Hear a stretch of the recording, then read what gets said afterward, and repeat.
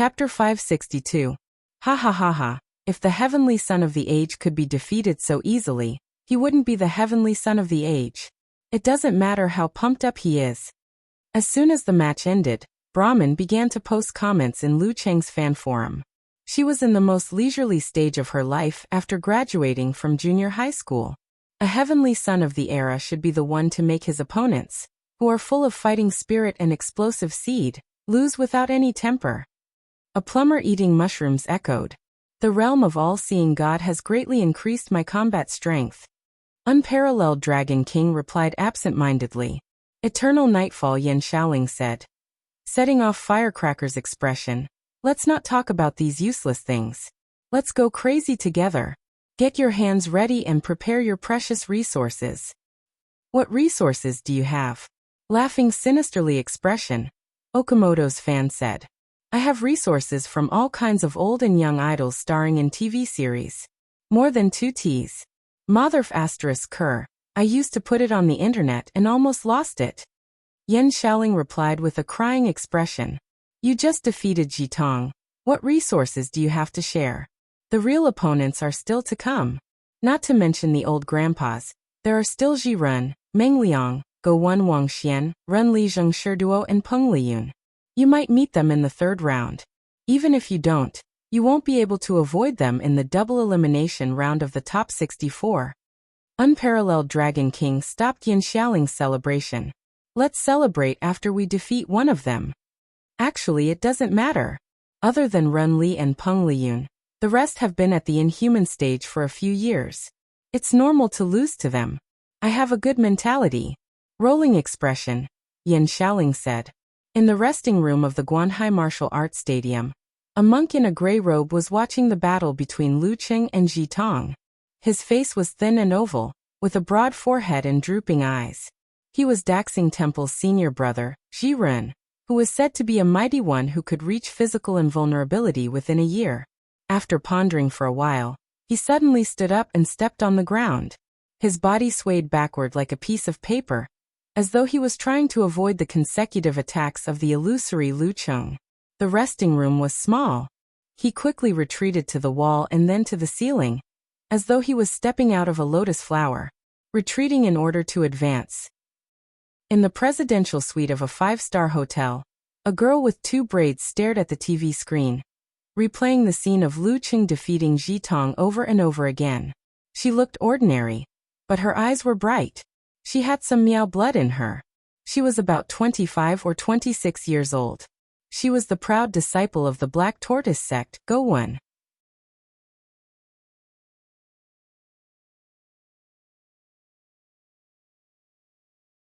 That means you're mostly happy?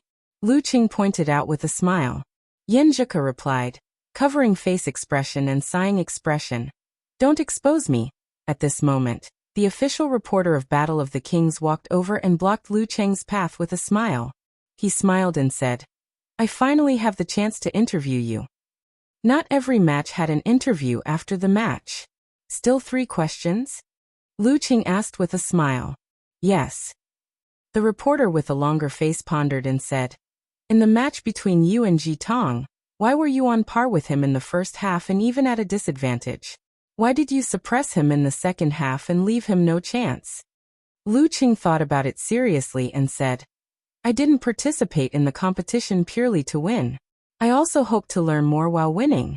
I wanted to see different kinds of martial arts and increase my accumulation. The secret arts of Daxing Temple are indeed extraordinary. I almost lost. Really? I see.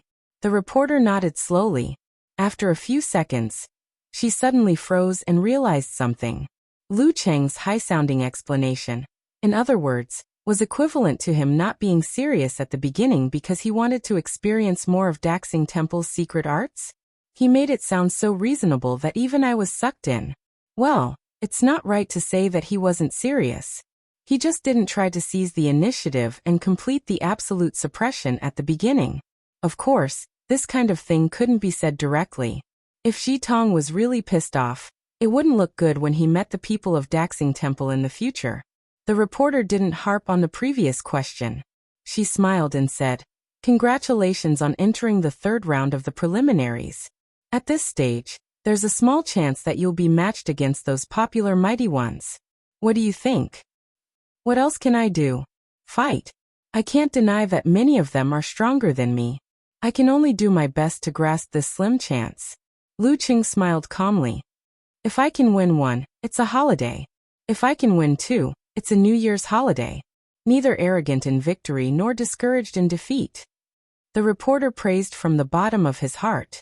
After the interview, Lu Qing returned to the resting room and focused on controlling his body. He planned to take the club's hired car to the underground parking lot before all the matches ended tonight. That way it wouldn't be too congested. In the stands, a young man with black hair mixed with silver suddenly stood up. He squeezed from the center of the row to the edge like a fish and walked towards the washroom. He knew that his chance to get the Jindan had come. It wasn't that he didn't have the confidence to take down Lu Qing in his best condition. However, it would definitely be troublesome. Once the battle dragged on, it would be full of variables. Regardless of Huaqing or Linfu, there was no lack of mighty ones with physical invulnerability. When the time came, he would be the one in trouble. During the first round, Lu Qing was competing in the morning. He could rest in the inhuman environment and only leave when he was back to his peak. Furthermore, he was accompanied by his teammates, so he didn't dare to act rashly. Along the way, he had forged his identity, sat in an unlicensed car, stayed in a small hotel, and even under a bridge. He had been waiting for this day as a vagrant. Now Lu Qing was exhausted after the battle. He might even be injured. Furthermore, it was nighttime. He definitely had to go back to the hotel to rest. Gutong wore an ordinary black t-shirt and casual pants. He disappeared from the washroom corridor without attracting any attention. He had covered all his emotions and thoughts with a secret technique, so as to avoid triggering his ability to sense danger. With one more round to go, Lu Qing opened his eyes. His injuries were about 50 to 60% better. He yawned, packed his things, and walked towards the private elevator on the other side, preparing to head to the underground parking lot. This time, there was an inhuman senior who had transferred to a management position at the Sky Moon Martial Arts Stadium. He was also competing at the same time, so he would be returning to the hotel with him. However, he was already in the car, waiting for him. Pressing the button to open the elevator, Lu Qing stepped in and pressed -2. After a short wait, the elevator went down. When it reached -1, it paused again. The doors slowly opened to reveal a young man in a black t-shirt with white hair. So familiar. I think I've seen him before. Lu Qing's heart skipped a beat, and his pupils shrank rapidly. Chapter 563. Without thinking too much, Lu Qing squatted down abruptly based on his past experience and instinctive sense of danger. He guided his qi, blood force, and spirit to gather in his lower abdomen. At this moment, Gu, whose black hair was mixed with silver, revealed a cold look in his eyes. Red and white intertwined in his eyes. He exhaled and said, "Army." Without any hand signs or preamble, it was released with the sound. Inside the elevator, a sinister wind suddenly swept up. A sinister wind filled with the smell of blood and brimming with icy sharpness blew towards Lu Qing from all directions. Spirit changed reality. This was an ability that only physical invulnerability martial artists possessed. The chilly wind poured into Lu Qing's body, but he seemed to have turned into a corpse. There was no sign of life in him, so the blade and blood couldn't produce any effect. The combination of essence, qi, spirit, will, and strength was the Dan stage. If Lu Qing was a split second slower, his spirit would be attacked and his mind would be shaken. His thoughts would fall into fear, and he wouldn't be able to do anything even if he wanted to. If he was too early, his opponent would have enough time to change his strategy. The power of the ice mirror was just right, not too early or too late. Ji's expression didn't change. He was mentally prepared for the failure of his attack. Facing the squatting Lu Qing, he imagined his opponent's counterattack. He raised his right palm and aimed it at his enemy like a mirror. Bam! With a muffled explosion, a red fireball shot out from his palm and blasted towards Lu Qing. On both sides of him, the doors of the elevator closed inwards. After sensing someone was there, they opened again in dismay. Boom! Lu Qing's Dan force exploded, and his right arm swelled. As he stood up, he punched at the fireball. Covered in blazing white, his glove was heavy. Boom. The shockwave from the explosion shook the elevator. In Lu Cheng's eyes, the young man with black hair mixed with silver was surrounded by red and white. The red was like fire and the white was like ice. They intertwined with each other like a crimson dragon and a frost serpent. The smell of jindan? Not good. A strong premonition of danger surged in Lu Cheng's heart. He couldn't care less about hiding his strength and directly operated his qi and blood, mobilizing all the power of the jindan in his lower abdomen that he could currently mobilize. In the blink of an eye, every muscle in his body was filled with blood and expanded. His greenish-black fascia was exposed inch by inch. He suddenly grew taller by more than 10 centimeters, and was twice as strong as before. He punched forward like a deity that had descended from the heavens, blowing up the air and temporarily turning the surroundings into nothingness. At this moment, the crimson dragon and ice-hornless serpent circling around Guyu had already pounced out, intertwining and biting towards Lu Cheng, intending to devour him. Rumble. The huge explosion shook the elevator, and the violent shockwave caused the surrounding metal walls to cave in. Cracks spread everywhere, and some parts were charred black and some were frozen. The elevator was completely stuck on this floor. When the commotion spread, many people listened attentively. In the surveillance room, the corresponding alarm sounded. The security personnel jumped to their feet and scanned the screen, looking for the cause. The crimson dragon and ice-hornless serpent broke apart inch by inch and fell like rain. Lu Cheng stood in the middle, unable to take a single step forward. Around his fist, several patches of skin had been torn off. His flesh was mangled, his bones were cracked, and his clothes were in tatters. Some were burning, some were hanging on ice crystals. One could see his sunken ribs, muscles that were almost torn apart, and horrifying skin. His heart was filled with fear, doubt, and panic at the sudden appearance of a powerful enemy. However, these negative thoughts were quickly suppressed by the ice mirror, and didn't cause any ripples. In the face of life and death, the only thing that matters is a fine line. Guyu's expression changed slightly. Without hesitation he spoke again. Confrontation. The ancient sound evoked the mystery, cleansing him of his condition. The abrasions caused by the shockwave rapidly healed. Lu Cheng, on the other hand, felt as though someone had drained him of his strength and spirit. He couldn't suppress the sleepiness and exhaustion that surged to his head, almost causing him to faint. His heart tightened. He immediately circulated his qi and blood to stimulate his body. He used the simplified wholeness formula for the second time, allowing the light in his eyes to gather again.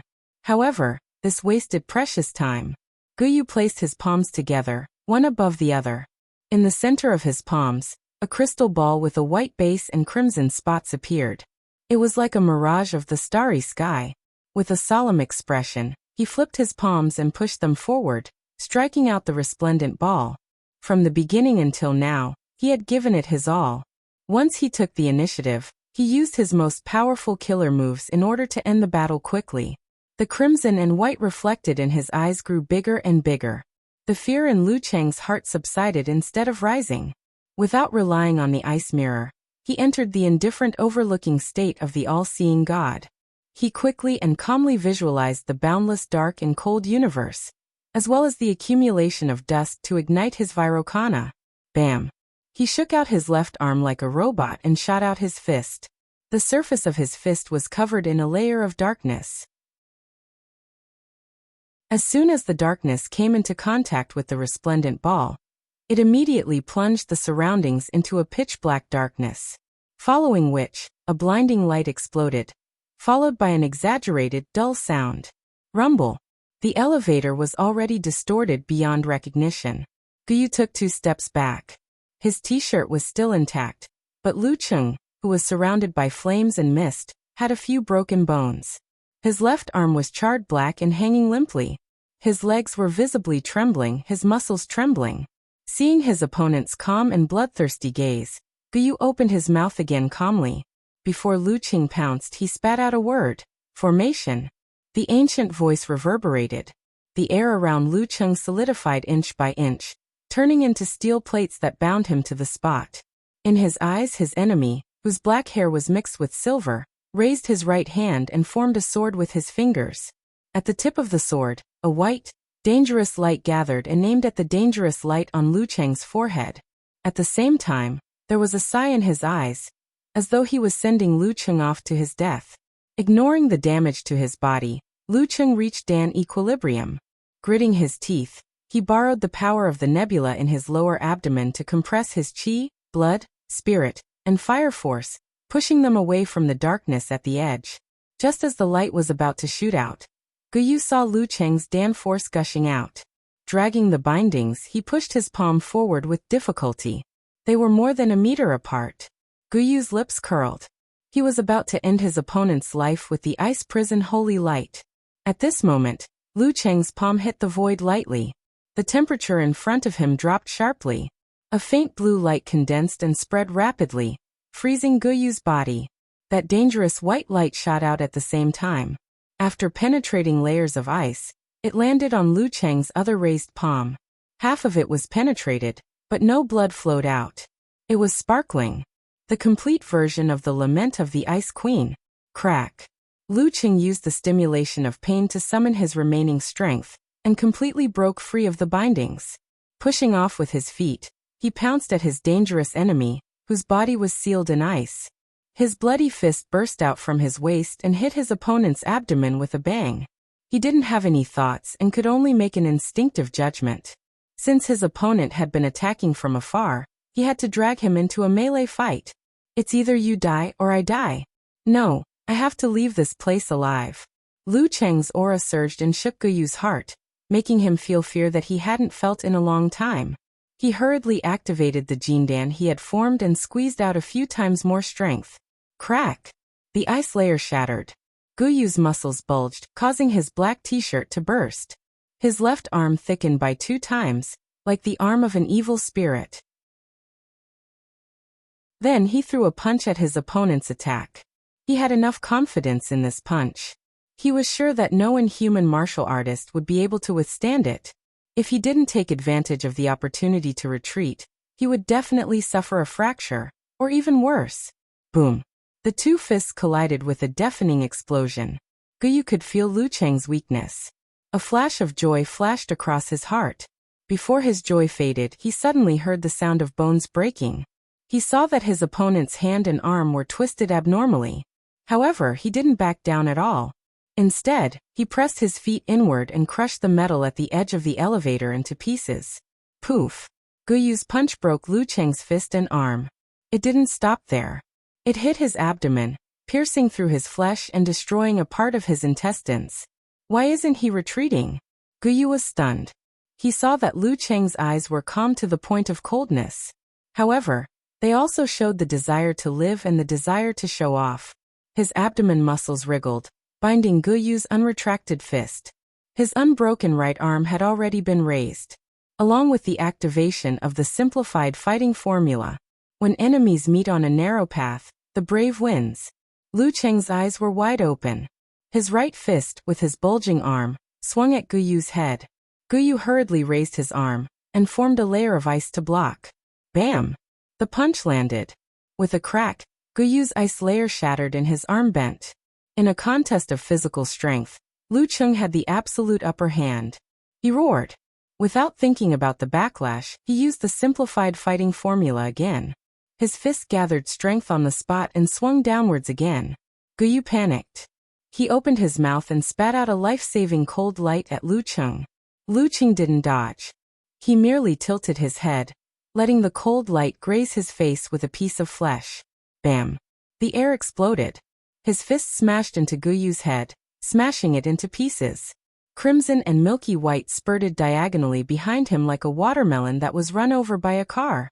Thump thump. 2 exploded eyeballs fell to the ground one after another, leaving behind traces of despair. Guyu's bloody fist retreated from Lu Cheng's abdomen. Together with his body, which only had half a head left, they fell backward. From the beginning until now, the whole process had taken less than 20 seconds.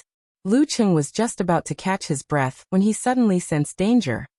He hurriedly moved his broken and unbroken arms, one below and the other above to protect his vital parts. His body also quickly curled into a ball in an attempt to minimize the damage. Boom. At Guyu's lower abdomen, his Jindan went out of control and exploded.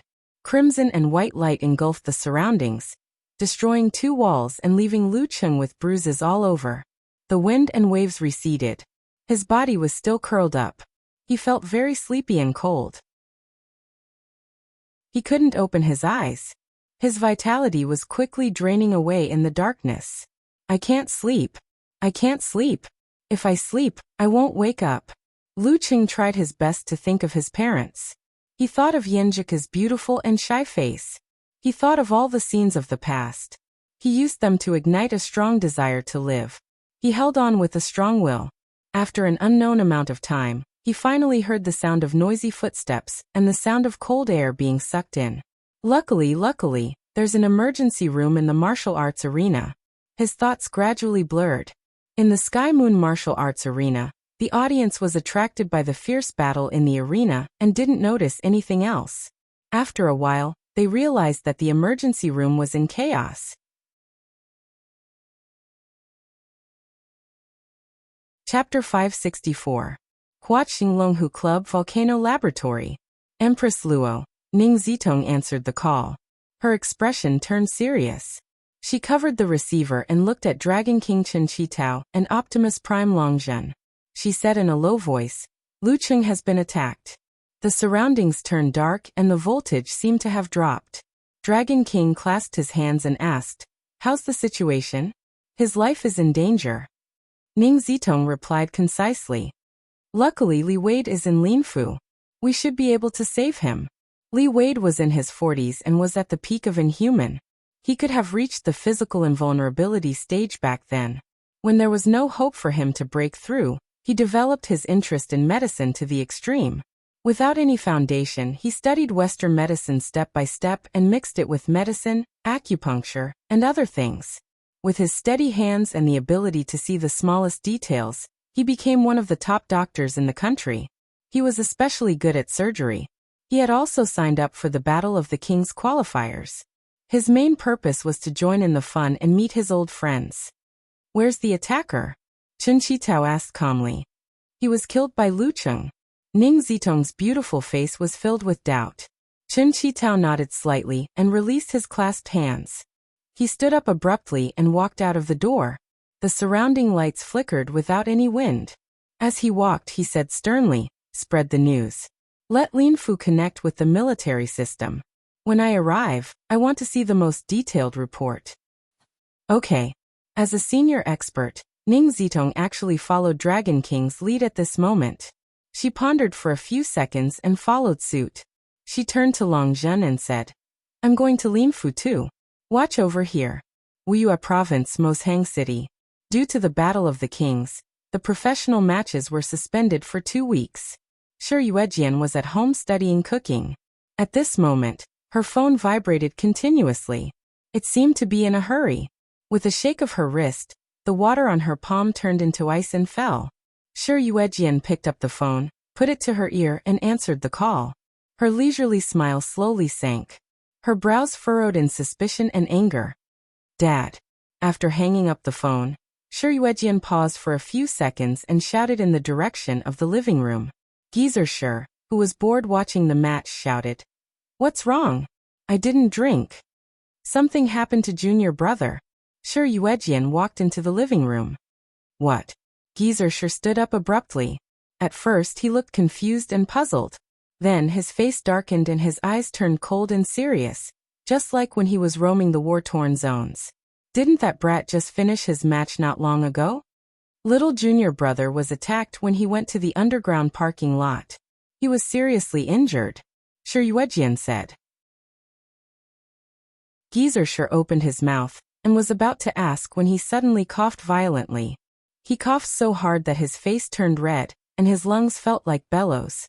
"Longhu has found Li Wade. He's operating on him now," Shi Yuejian quickly added when her father's coughing subsided. "Did you catch anyone?" Geezer Shi panted and asked. "He was killed by junior brother on the spot." Shi Yuejian answered truthfully.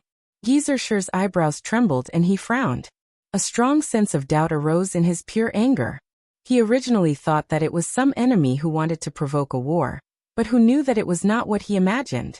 If it was a physical invulnerability expert, the brat would definitely not be able to escape. What was the purpose of that? After pondering for a moment, Geezer waved his hand and said, "Ask the military to arrange a plane for me. I'm going to Linfu. I'm going to." Shi Yuejian said resolutely. Xing Province, Xioshan City. Yenjika leaned against the pillow, half lying and half sitting on the bed. Her legs were crossed and her tablet was placed on top of her head. After watching the other matches, she picked up the phone beside her and turned on the screen. However, she did not see Lu Cheng's reply. Only the content of the conversation was shown. "Go to basement 2 and take a taxi back to the hotel." Clenching fist expression, Lu Cheng said. "Why don't you go for supper to replenish your energy?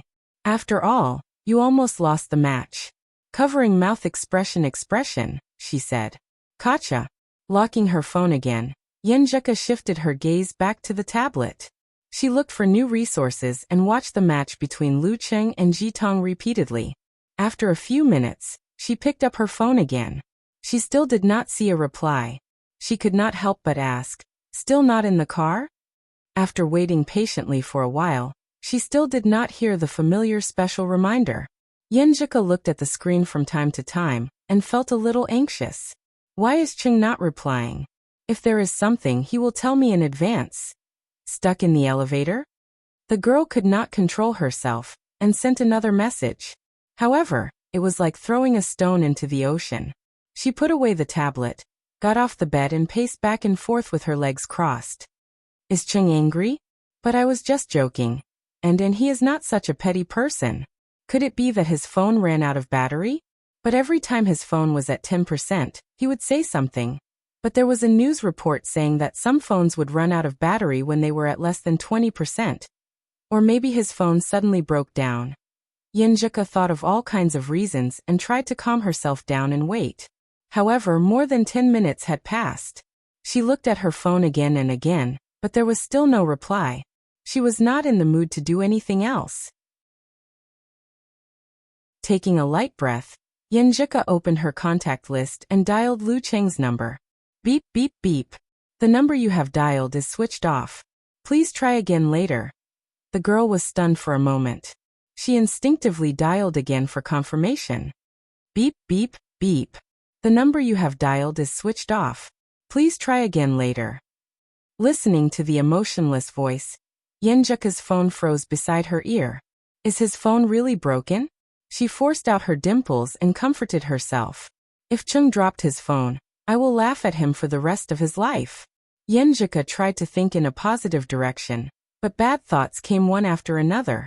Yenjika gradually became restless and restless. She looked at the night sky outside and bit her lip. Ignoring her embarrassment, she ran out of the bedroom and went to her parents' door. She knocked on it. What's wrong? Ji Mingyu opened the door in her pajamas and asked in confusion. Mom, do you know anyone from Linfu? I can't get in touch with Chung. I'm worried about him. Yenjika did not hide her wild thoughts. If you don't know him, I can ask Grandpa and Grandma to ask the Shushan Studies disciples. How long has it been? Ji Mingyu frowned. More than 20 minutes. If he wasn't stuck in traffic, he would have reached the hotel. He would have definitely gone online and told me. Yenjika rubbed her right foot on the carpet and answered in frustration and confusion. At this moment, her phone suddenly rang. It vibrated strongly, and the ringtone was melodious. Looking over, she saw that it was her grandfather. Yenjika's heartbeat quickened inexplicably. Thump, thump, thump, thump, thump, as if something was about to jump out of her throat. Hello, Grandpa? She picked up and asked carefully. Hurry to Linfu. Something happened to Lu Cheng, Ji Jianzhang said calmly. Something's wrong, something's wrong. Yenjika's hand trembled and her eyes suddenly froze. The phone in her hand with a metallic luster slipped and fell on the carpet with a thud. Linfu Airport. Dragon King, Chun Qitao, and Empress Luo had just entered the reception car when they received the detailed report. The cameras at the scene were destroyed and the surveillance cameras in the areas where the attacker passed by were also disrupted. However, we still managed to find a small amount of video footage. After an emergency investigation and questioning in the city, we have basically locked down the attacker's hotel and his behavior during this period. Combining the information with the portrait of the witnesses and the connection with the intelligence system, we have confirmed that the attacker is Gu Hui, Princess Irina's tutor from the Samano royal family. He studied abroad at the age of 18 and completed his immigration before graduation. We initially tried to establish a good relationship with him and planted a chess piece in the Samano royal family, but he rejected us. The Samano royal family? Ning Zitong muttered in confusion. Why did they attack Lu Cheng? Lu Cheng worked as a security guard for the Samano royal family last month, but did not have any conflicts with them. The military personnel added. Dragon King leaned back in his chair, his eyes half closed. Tapping his fingers on the armrest, he muttered to himself in a low voice, "The Samano royal family." He opened his eyes abruptly. They were dark but bright, as though the brightest star in the night sky was hidden within. He said calmly, "Wait until Lu Cheng wakes up." Dragon King was easily angered, but he was not reckless. "Yes, sir. We will analyze the items and remains of Gu Hui in the hotel next," the military personnel replied solemnly. The next day, 9 in the morning. Outside the operating theater, the atmosphere seemed to have frozen. The medical personnel moving in and out were cautious, like ships in a storm. A total of 6 physical invulnerability mighty ones had gathered in this small place. The Dragon King was sitting on a bench, waiting with his eyes closed. Geezer Shi was drinking hard liquor and coughing from time to time. Shi Yuejian and Ning Zitong were standing by the window not far away. They had no desire to talk and were pacing back and forth. Ji Jianzhang and Dou Ning were sitting on either side of Yanjika. Yanjika's fingers were subconsciously intertwined. Her eyes were slightly red as she stared at the door.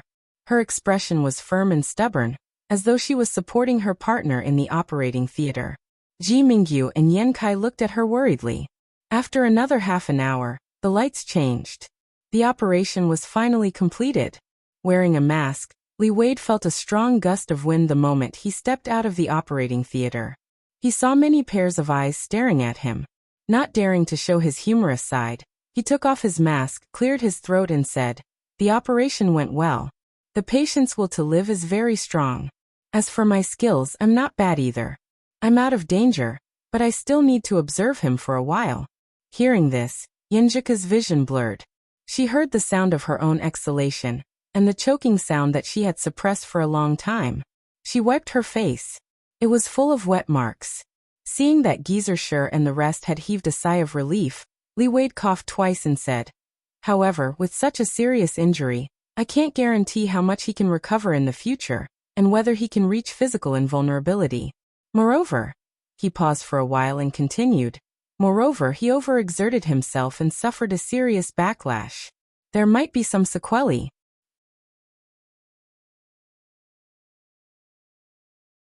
Chapter 565. Sequelae? What's there to be afraid of? It's fine as long as he's alive. Can it be worse than mine? Geezer Shi scoffed at Li Wade's warning. He appeared confident and didn't reveal any of his worries. With the Ji couple, Dragon King, Empress Luo, and Yen girl's parents here, as her master, he had to support his silly disciple and not let them have any bad thoughts. "Dad, you're cursing junior brother." Shi Yuejian didn't know whether to laugh or cry. "If it wasn't for the military's research that coincidentally suppressed your injury, you wouldn't be alive and kicking now." "Don't say that. It's just a possibility, not a certainty," Ning Zitong chimed in.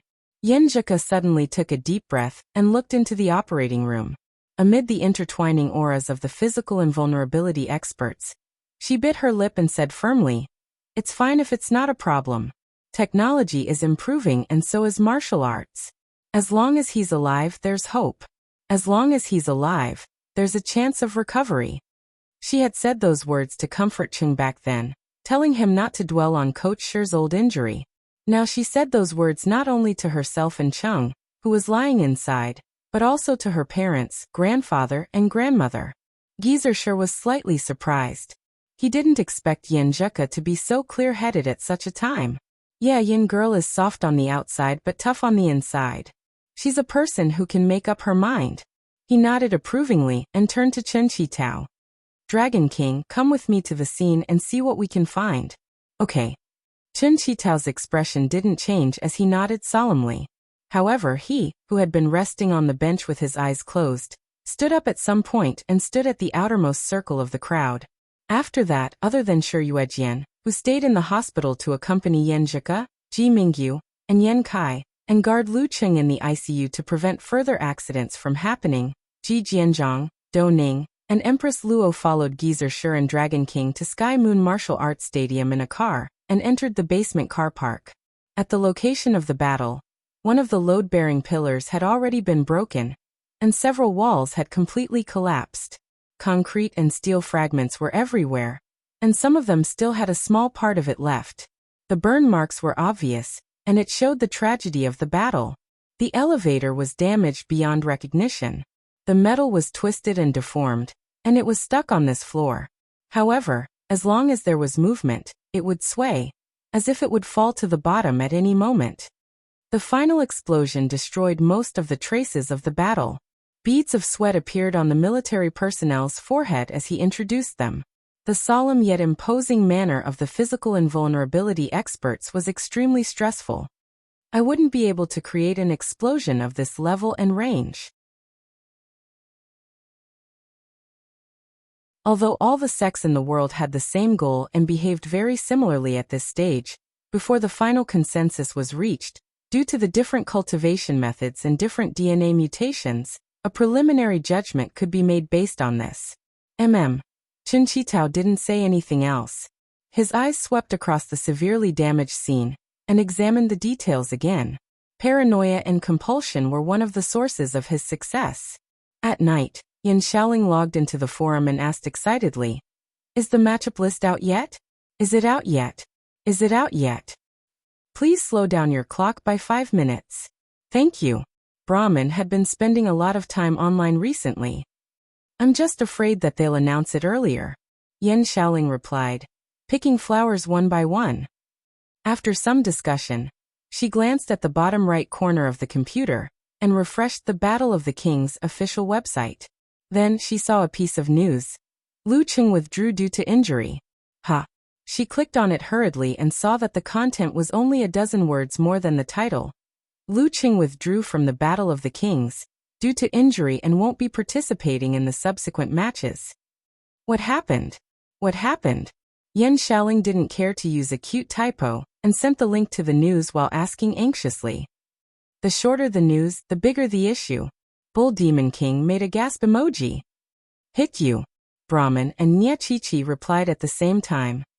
How did Lu Qing get injured? Could it be caused by the fight with Ji Tong that day? Daxing Divine Boxing, hitting a bull through a mountain. He didn't get injured at the scene, and then it happened afterward? A plumber eating mushrooms was also puzzled. How is that possible? If Ji Tong had this kind of ability, he would have come out and made a fuss. Unparalleled Dragon King, refuted without hesitation. Could it be that Daxing Temple is secretly taking revenge? Then wouldn't Dragon King be furious? Or it could be that Lu Cheng's bug combo exceeded his limit. Of course, it could also be that something went wrong when he was practicing martial arts. Seeing that unparalleled Dragon King couldn't make a definite judgment, Yan Xiaoling anxiously took out her phone and exited the QQ group. She found Senior Yan and quickly typed, "Senior Yan, what happened to Lu Cheng?" She maintained a good relationship with Yan Zhika and often contacted her. Not long after she sent out the message, she felt that such a sentence didn't seem right with her EQ. Senior Yan must be very sad that Lu Qing is injured. I'm stabbing a knife into her heart by asking so casually. After realizing this, she tried to withdraw the message but failed miserably. Forget it. The ignorant are not guilty. Yan Xiaoling thought optimistically and waited for a reply. However, she didn't see Yan Zhika come online. In the Linfu Food Group discussion group, and Chaoyang first posted, Lu Qing withdrew due to injury, and then added, I heard from my master that Lu Qing is out of danger. There were many witnesses at the scene. By the time Dragon King knew about it and ordered a lockdown, it was already too late. The inhuman martial artists in Linhai who had a high status or a wide circle of friends had more or less heard about it. However, they didn't dare to offend Dragon King, and didn't expose it online. That's good. I knew he wouldn't die so easily, replied physics worker Peng Liyun immediately. Renli echoed, and then asked, when are we going to see him? Let's wait until he wakes up. Otherwise, it's no different from waiting here for news, replied Peng Liyun after thinking for a while. Yeah, we haven't figured out the situation yet. He must be under protection. We might not be able to see him even if we go now. And Chaoyang explained from another angle. He then said with interest, I heard that Lu Qing defeated a physical invulnerability expert this time? That's unbelievable. Not a physical invulnerability expert. It's just a practitioner of another system with some characteristics of a physical invulnerability expert, replied Renli seriously according to the information she received. That's pretty impressive too. I didn't expect Husky, who wags his tail every time he looks at his phone, to be able to defeat someone stronger than him in a battle of life and death. His mentality and decisiveness are off the charts. If I were to fight him like that, I'd probably be the one to die. Peng Liyun couldn't help but sigh. When I'm close to physical invulnerability, I want to go to the war-torn zones to train for half a year and improve my actual combat skills, said Renli eagerly. She already had an idea. What about you? Me? Have you ever seen a physicist enter the battlefield personally? Asked Peng Liyun amused. Just because you don't want a battle of life and death doesn't mean others will cooperate with you. Accidents are unpredictable. Husky is an example. Instead of being caught in a surprise attack and not knowing what to do, it's better to take the initiative to attack. That way he can grasp the intensity of the attack and improve his experience.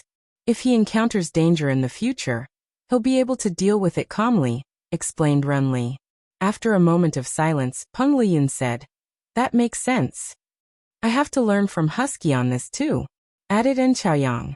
After a few seconds, Peng Liyun asked blankly, can Husky see our chat history?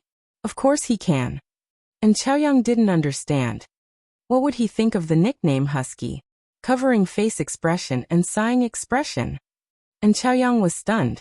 Because Lu Qing wasn't around, they unknowingly used Husky in the chat just now.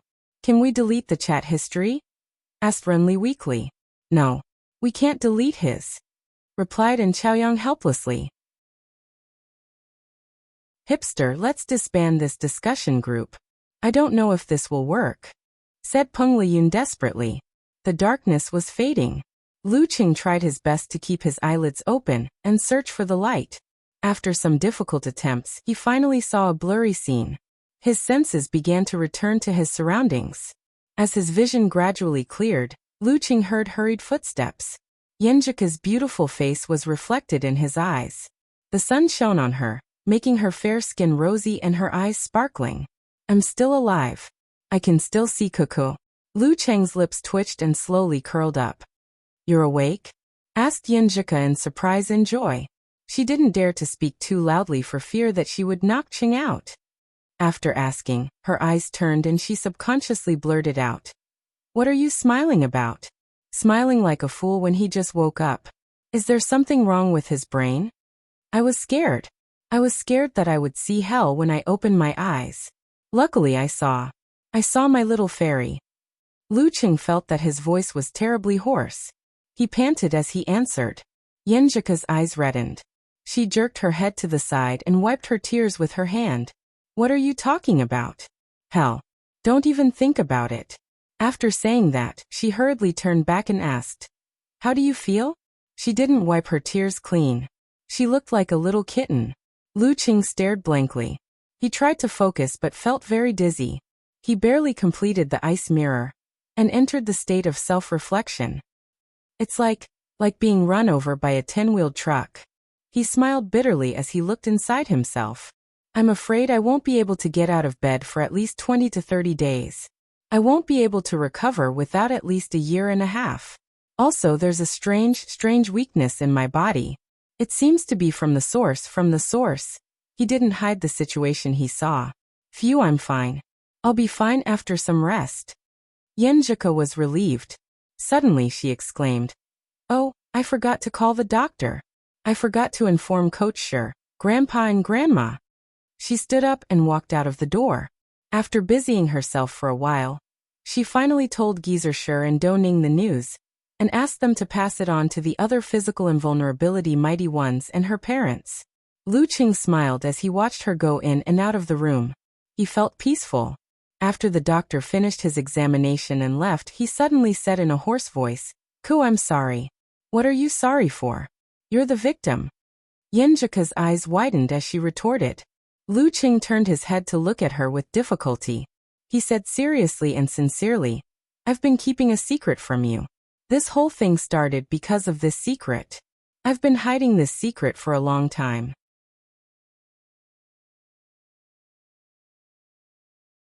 Chapter 566. After waking up, Lu Cheng's memory gradually became clearer during the doctor's examination. He remembered the young man with black hair mixed with silver strands. He remembered the feeling of the jindan he emitted. He remembered the 9 words formula he used. He remembered that he was better at long-range attacks, and his body was at most at the beginning of the Dan stage. All the bits and pieces converged. Lu Qing had a preliminary judgment of this. He was a cultivator. He came for the jindan of the Longhu immortal that he got. As for whether he had accomplices and whether there would be more attackers, it was unknown for now.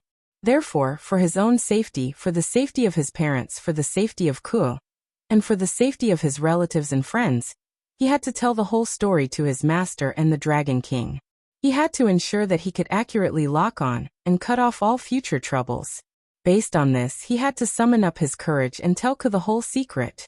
It was an opportunity to untie the knot in his heart and give her a reminder. Besides, after such a close brush with death, he really didn't want to lie to Ku anymore. What's the secret? Yenjika blinked her eyes in confusion. What else do I not know about Chung? Lu Qing said in a hoarse voice, I've never been a person with martial arts talent. The reason why I can suddenly have the strength and meditation is because I had a lucky encounter. Lucky encounter? Yenjika asked in confusion. For now, she didn't have a deep feeling. It was like listening to a fairy tale told by Andersen. Yes. Lu Qing took a breath and laughed at himself. After hitting on you at the entrance of the martial arts club that day, I thought that after the summer vacation of the 3rd year of high school, my body would be seriously wasted, and I would be very tired after running a few steps. Once I started the martial arts class, I would definitely be embarrassed in front of you. So, I prepared myself at the last minute, and went running at night by the lake. At the Little Seven Cruises, I saw a half-frozen, half-black carp. Its abdomen had a cultivator's jindan like a star from the Longhu immortal. At first, Yenjika couldn't help but smile. She thought that this idiot Chung was really stupid, especially when it involved her. When the words black carp, jindan, and cultivator entered her ears, she became thoughtful. You absorbed that jindan and got the talent for meditation and abnormal strength? I didn't absorb it. It entered my body by itself.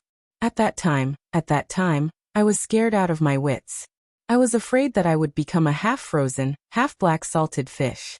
Later, I found that I was fine, so I decided to wait and see if it was really a lucky encounter. It could make me meditate quickly, and when my strength dropped to a certain level, it would spare some energy to help me make up for it. Lu Qing described what had happened at that time. Salted fish? Although Yenjika felt a little complicated, she couldn't help but burst out laughing. In the end, half guessing and half confirming, she asked in one breath, The awakening of your supernatural ability also came from the jindan?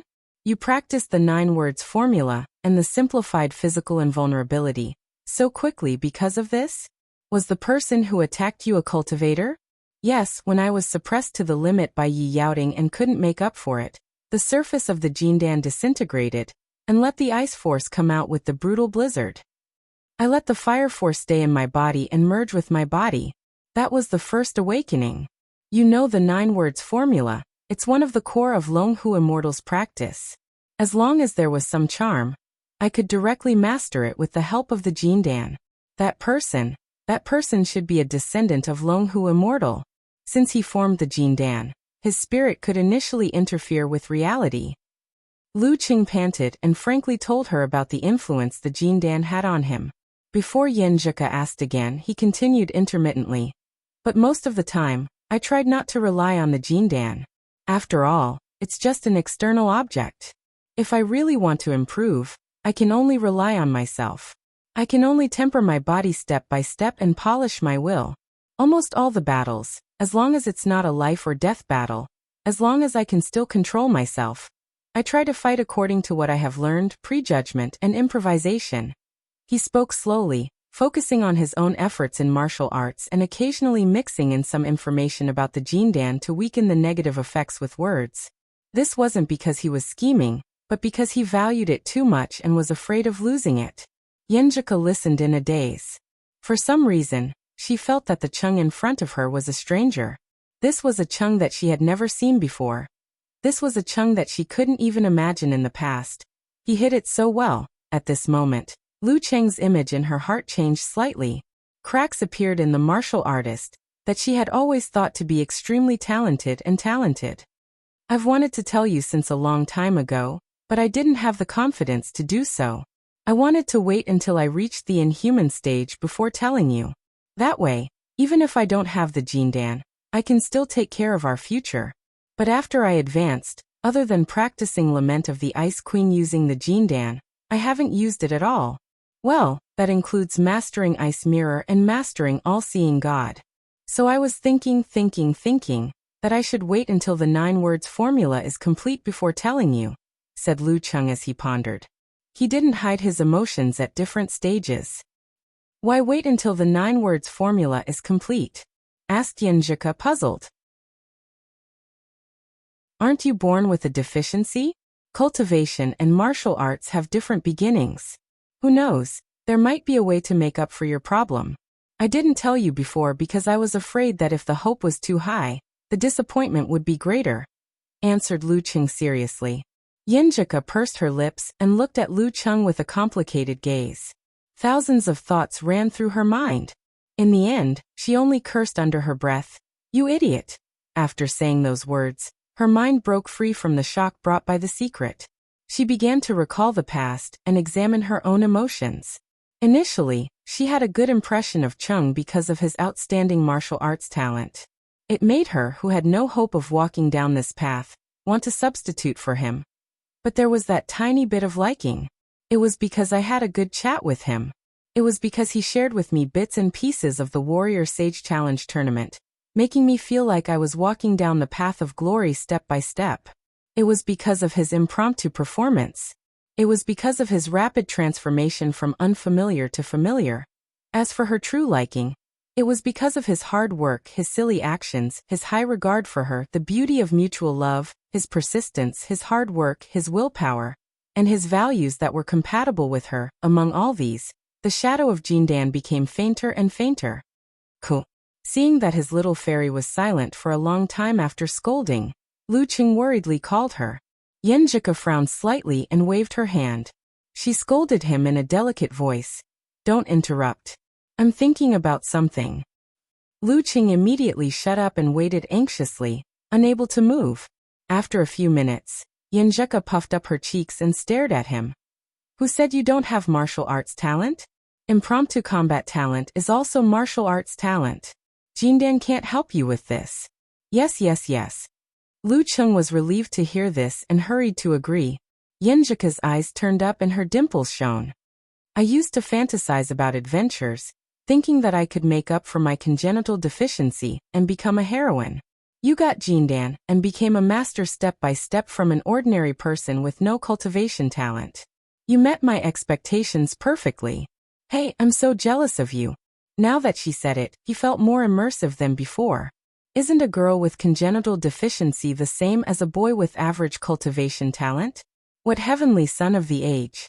What once in 20 years? What dazzling brilliance?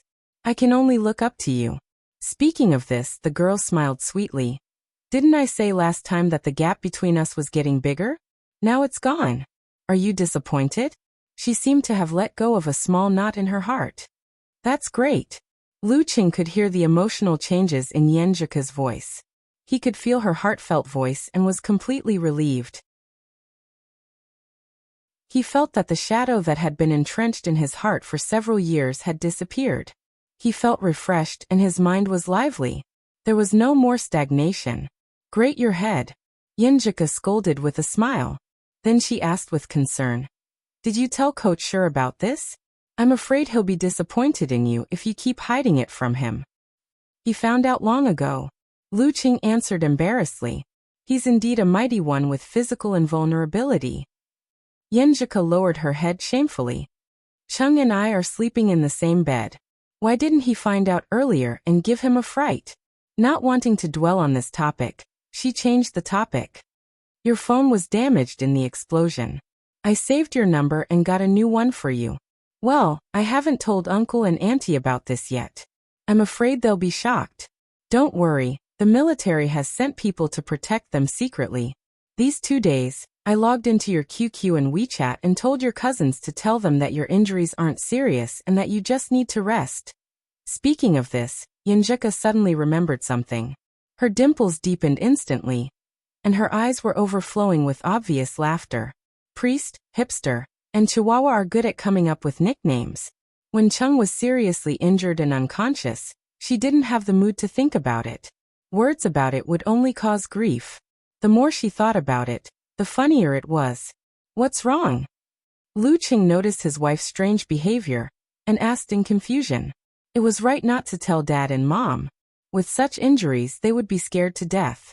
Besides, they were old and not martial artists. If they weren't careful, the whole family would be hospitalized. It wasn't like Xioshan had never experienced something like this. There was once a child who was in a car accident. His grandfather panicked and had a cerebral hemorrhage. Nothing. Yenjika pursed her lips and shook her head.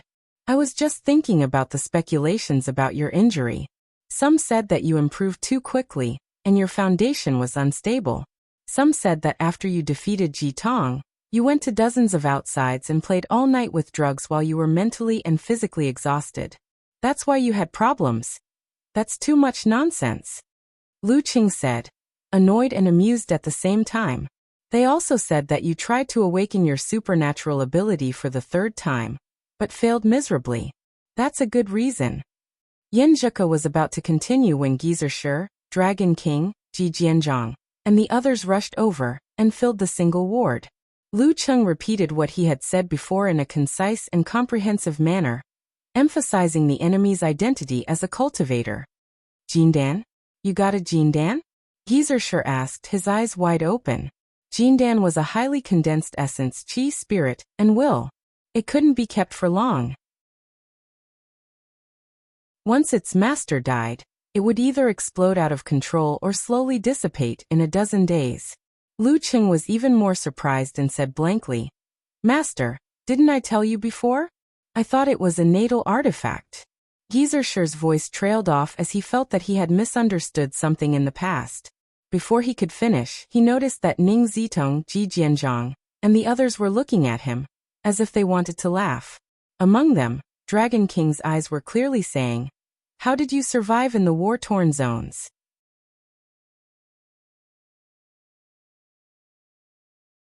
Chapter 567. Cough cough. "So, Guhui is a cultivator here to steal Longhu Immortal's Jindan?" Geyser Shi ignored the gazes of the others and changed the topic.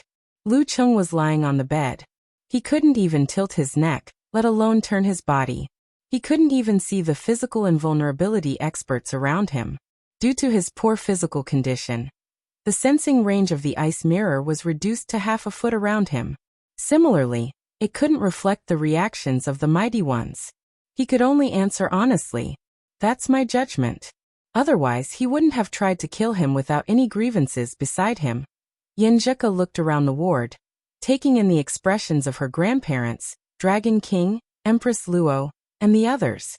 Seeing that they didn't care about Cheng's fortuitous encounter with the Jindan, and were only surprised and puzzled, she calmed down and heaved a sigh of relief. She heard that when the Dragon King was in a life-and-death situation, he too had a fortuitous encounter that allowed him to survive and surpass the warrior sage. Physical invulnerability experts should have the same attitude towards such matters. They only looked at the realm, standard, temperament, and potential. As for how it came about, it didn't matter. Gu Hui is the tutor of Princess Irina of the Samana royal family. Maybe there's another reason? Do Ning suggested calmly. Irina's tutor? Before Lu Qing could answer, Yanzhika was stunned at first. Then realization dawned on her. She looked at her grandpa and said, when she said it smells good, she must be referring to the feeling of the jindan. Lu Qing also came to a realization. He answered in a hoarse voice, yes. Seeing that Grandpa and Grandma were confused, Yanzhika briefly told them about how Princess Irina hooked up with Lu Qing. When she asked, she wasn't too sure. Her main purpose was to test me. She didn't mean any harm. Otherwise, I would have been alerted. Lu Qing recalled the scene and described it truthfully. During that security mission, Irina sensed that you had the jindan or the smell of a cultivator. After returning, she casually mentioned it to Gu Hui. So he sneaked in, avoided the surveillance, and planned to kill you and steal your treasure? Geezer sure explained the whole story energetically. That's about right. Ji Jianzhong nodded in agreement after analyzing the information from other sources. Dragon King, Chen Qitao paced back and forth with his hands behind his back. In a deep voice, he ordered the military personnel. You guys contact the government and investigate Gu Hui's experience in the country. Focus on finding out who his master is, whether he has any fellow disciples, whether he has any close friends, and whether these friends are cultivators. As for his experience of studying in Europe, I'll deal with it after I make a trip to the Samana royal family. You're going to Samana? Geezer sure blurted out. Chen Qitao nodded slightly. Let's go talk to that princess face to face. There was a brief silence in the ward. For this kind of thing, it's better for me, the master, to step in. Geezer sure broke the silence and took the initiative to suggest. After all, the Samana royal family was being suppressed by an old monster. The Dragon King glanced at him and asked a simple question. Can you beat me now? Geezer sure choked and coughed after a long while. Back then, without waiting for him to finish his thoughts, Chen Qitao added calmly. He's also a member of Longhu now. Others may be afraid of the vampire emperor, but I'm not. Then we'll go and hold the fort, said Ji Jianzhong with a chuckle. Old drunkard, you'll stay in Linfu and watch over the big picture. We don't know if there are other cultivators behind Gu Hui. Stay in Linfu and watch over the big picture? Geezer Ji is indeed a cultured person. Sure, Zhang Wo had forgotten about the Dragon King's disrespect just now. He nodded and said, since all of you have said so, I'll reluctantly stay in the center. Seeing that the physical invulnerability experts had finished their discussion, the military personnel interrupted meekly. When we were searching for the 9 words formula, we found that several related items had appeared in Europe in the past 100 or 200 years. We have reason to suspect that Gu Hui obtained the cultivator's legacy after leaving the country. Check within the country as well. Make sure nothing goes wrong, emphasized Ning Zitong. Yes, answered the military personnel, crossing his legs. At this moment, Geezer sure brought the topic back to the beginning. He looked at Lu Qing with great interest. He looked at Lu Qing and asked, Brat, the jindan is in your body? This thing is quite amazing. As a top-notch physical invulnerability expert, I didn't notice it at all. Lu Qing frowned and felt a stinging pain. He smiled bitterly. I don't know where it went. I can't sense it. When he woke up and used self-reflection in the state of all-seeing God, he realized that his lower abdomen was severely injured. The starry sky was gone, and there was nothing wrong with its original position. Before Geezer sure and the rest could ask, Lu Qing thought for a while and added, But I feel that it's still in my body. It seems to have spread to every part of my body. It was a pity that his body was weak and he couldn't use force concentration or other methods to find out what was wrong. Could it have completely merged into your body? Sure, Yuejian couldn't hide her curiosity and guessed. Not likely. There's still a barrier. Lu Qing sensed self-reflection seriously. Geezer sure clicked his tongue. Come, let me take a look for you. He walked to the side of the bed, extended his right hand, and pressed on the part of his disciple that wasn't covered by bandages. He gathered his spirit and connected both sides. Lu Qing felt a strong and cold storm enter his body. His spirit could only shrink into a corner and shiver. A few minutes later, Geyser retracted his hand and muttered in confusion. Strange, very strange. What's strange? Ning Zitong asked curiously. When I examine it carefully, I can indeed detect a subtle abnormality, but I can't put my finger on it. It's like an old man's hallucination. Strange, strange. Geyser shook his head continuously. Before he could finish his sentence, Dragon King had already moved closer. Without saying anything, he pressed his hand on Lu Cheng. In an instant, Lu Cheng felt as though he was in the middle of a hot summer day. His feet were burning, his pores were blocked, and his head was so hot that it made him dizzy. Strange. Chen Qitao frowned slightly and stepped back. Ning Zitong darted in, and mimicked the two in front of her. Ji Jianzhang Do Ning, and Shi Yuejian lined up behind her. He just woke up. His body is still weak. Yanzhika saw this and quickly stopped them, like a chicken spreading its wings to protect a chick. This is a checkup. It won't affect his body. Ning Zitong grinned. After a while, the few physical invulnerability experts looked at each other and shook their heads at the same time. Brat, when you can get out of bed and move around, go to the military base once a month and cooperate with them to do some experiments. This may help you recover faster and eliminate the hidden dangers. In the end, Geyser made the final decision. Yes, master. Lu Qing knew that he was severely injured this time, and was afraid that there would be residual problems. The abnormality of the Jindan made him even more uncertain. Let's go out. There are still many things to do. Ning Zitong suggested. Let's not disturb little brother Lu's rest. Dragon King walked 2 steps with his hands behind his back and suddenly said, Lu Cheng, you may have residual effects this time. Be mentally prepared. After that, he pushed the door open and left without further explanation. Lu Cheng was stunned. He felt that the faint worry in his heart seemed to have become a reality. Residual effects?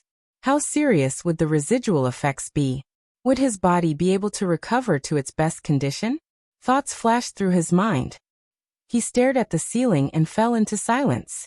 After leaving the ward, Shi Yuejian, who had always been protective of Lu Cheng, frowned and said, Dragon King, we can talk about the residual effects when his injuries are more or less healed. What if there wasn't any? Talking about it in advance would only make Lu Cheng carry a heavy burden for a while. Chen Qitao looked straight ahead and replied slowly and majestically, Only those who can face it head-on are true martial artists. Geyser and Do Ning opened their mouths but said nothing in the end. In the ward, Yanzhika rubbed her face and put away her worry. She put on a beautiful and sweet smile and walked to Lu Cheng. What are you afraid of? It's just a possibility. Besides, technology is advancing. Martial arts are advancing. As long as you're alive, there's hope and possibility. Lu Cheng naturally said the latter half of the sentence. That's right. The two of them looked at each other and smiled in tacit understanding. When Yanzhika went to wash the towel, Lu Cheng took a deep breath and suppressed the anxiety and worry in his heart. He controlled his body with the state of self-reflection and accelerated the healing process. With his current mental state, he became exhausted in a few minutes. But looking at the slender figure busy wiping his sweat, he gritted his teeth and held on for twice as long. Currently, all the functions of his body are still dormant. He didn't know what would happen after the recovery. With these thoughts in mind, Lu Cheng fell into a deep sleep. Europe, John Weilberg.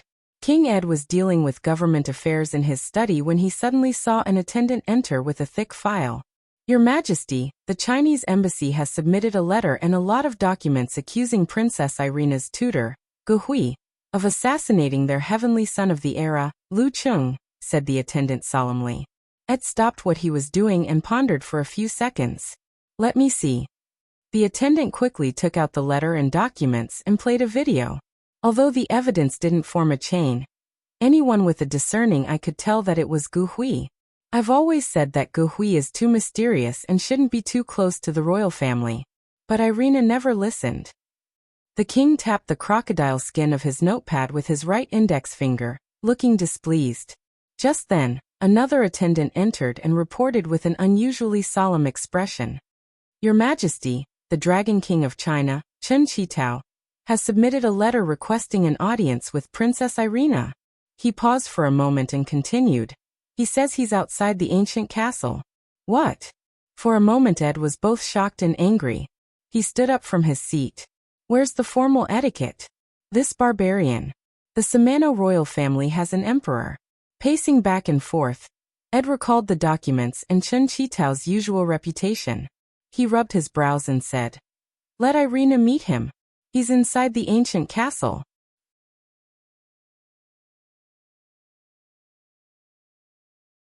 Chapter 568. Gu tried to assassinate Lu Cheng? In the sunny garden, the black-haired, red-eyed Irina couldn't help but ask halfway through the servant's report. When Gu Cheng left, he was looking forward to it but not murderous. Did he really hide it so well that he even disguised his emotions? The servant answered honestly, "Based on the current situation, that is indeed the case." "What's the result?" Irina shook her head to hide her disappointment and asked for more details. Lu Cheng was severely injured but he killed Gu Cheng. The servant's lips trembled as he answered. "What?" Irina cried out in shock, her beautiful eyes filled with disbelief. He could barely accept the fact that Gu Rui tried to assassinate Lu Cheng. After all, Gu Rui had always been unpredictable. However, he would never believe that Gu Rui had failed the assassination and died in Lu Cheng's hands. Gu Cheng's methods were mysterious and much stronger than her. He was a mighty one at the level of a prince. At least from his appearance, he would have no problem dealing with Lu Cheng who had yet to mature. Even if there were other factors, he should have been able to escape easily. How could he die just like that? Dead. The servant's body tensed up. He deliberated over his words and said, "Gu Cheng is indeed dead. His head was blown off by Lu Cheng." He wanted to say that Lu Cheng smashed Gu Cheng's head with a single whip, but he couldn't remember the translated Chinese term for kung fu in his haste. Impossible, impossible. Irina shook her head slowly. Her eyes were blank. Gu Cheng was so mysterious and had so many secrets. How could he die just like that? In that instant, she recalled seeing Lu Cheng at the banquet in Huacheng. He was indeed extraordinary and had the temperament of a mighty one.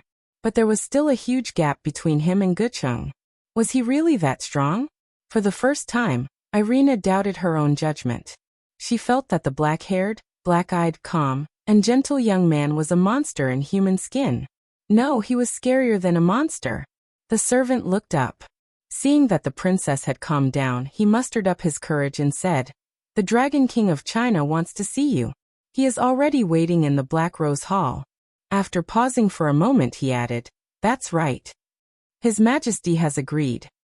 Dragon King? Irina's face turned pale and her body shook. After a long time, she squeezed out a smile and said, "Okay, I'll go change." Chen Qitao sat on the sofa in the dark hall with exquisite reliefs and roses. His eyes were half closed, as if he was resting. The radiance around him was dim, and the airflow was heavy. The ferocious intent had almost turned into clouds. They crossed the void and attacked the lake in his heart. "Humph, that's all there is to an old monster," the Dragon King muttered to himself. He burned his spirit to resist the pressure that came from afar. At this moment, he suddenly opened his eyes and looked at Princess Irina who had just walked into the Black Rose Hall. She was wearing a fiery red fishtail dress that exposed her back. Her waist was swaying, and her curves were stunning. She was beautiful and generous, but her uneven breathing and slightly trembling body betrayed her true feelings. "I was deeply regretful that I wasn't able to meet the Dragon King when I visited Flower City in July. I didn't expect that I would be able to make up for it so quickly." Irina gracefully bowed. Chen Qitao nodded in response and spoke straightforwardly. "Did you tell Gu Hui about Lu Cheng?" There was no small talk, no nonsense, and he went straight to the heart of the matter. After listening to the translator, Irina walked gracefully to the sofa opposite him and sat down. She smiled bitterly and replied, "Yes, I felt that Lu's scent was very similar to Ge's. After returning to John Weilberg, I mentioned it to him. I don't know the details." Irina thought for a moment and continued frankly, "Gu is very mysterious. I've always wanted to find out more about him, but I couldn't find a chance. It's inevitable that I would be curious when I meet someone who feels like him. I tried to probe Lu Cheng, hoping to get some information from him so that I could learn more about GE's secret. In the end, he didn't seem to know anything. Chen Qitao nodded slightly, expressing his acknowledgement of her answer. Irina's words matched Lu Cheng's description perfectly. She didn't mean any harm back then. She was purely probing. How do you know Ge Hui? After the translator passed the message, Irina pondered for a few seconds and said, I met him at a party from a friend.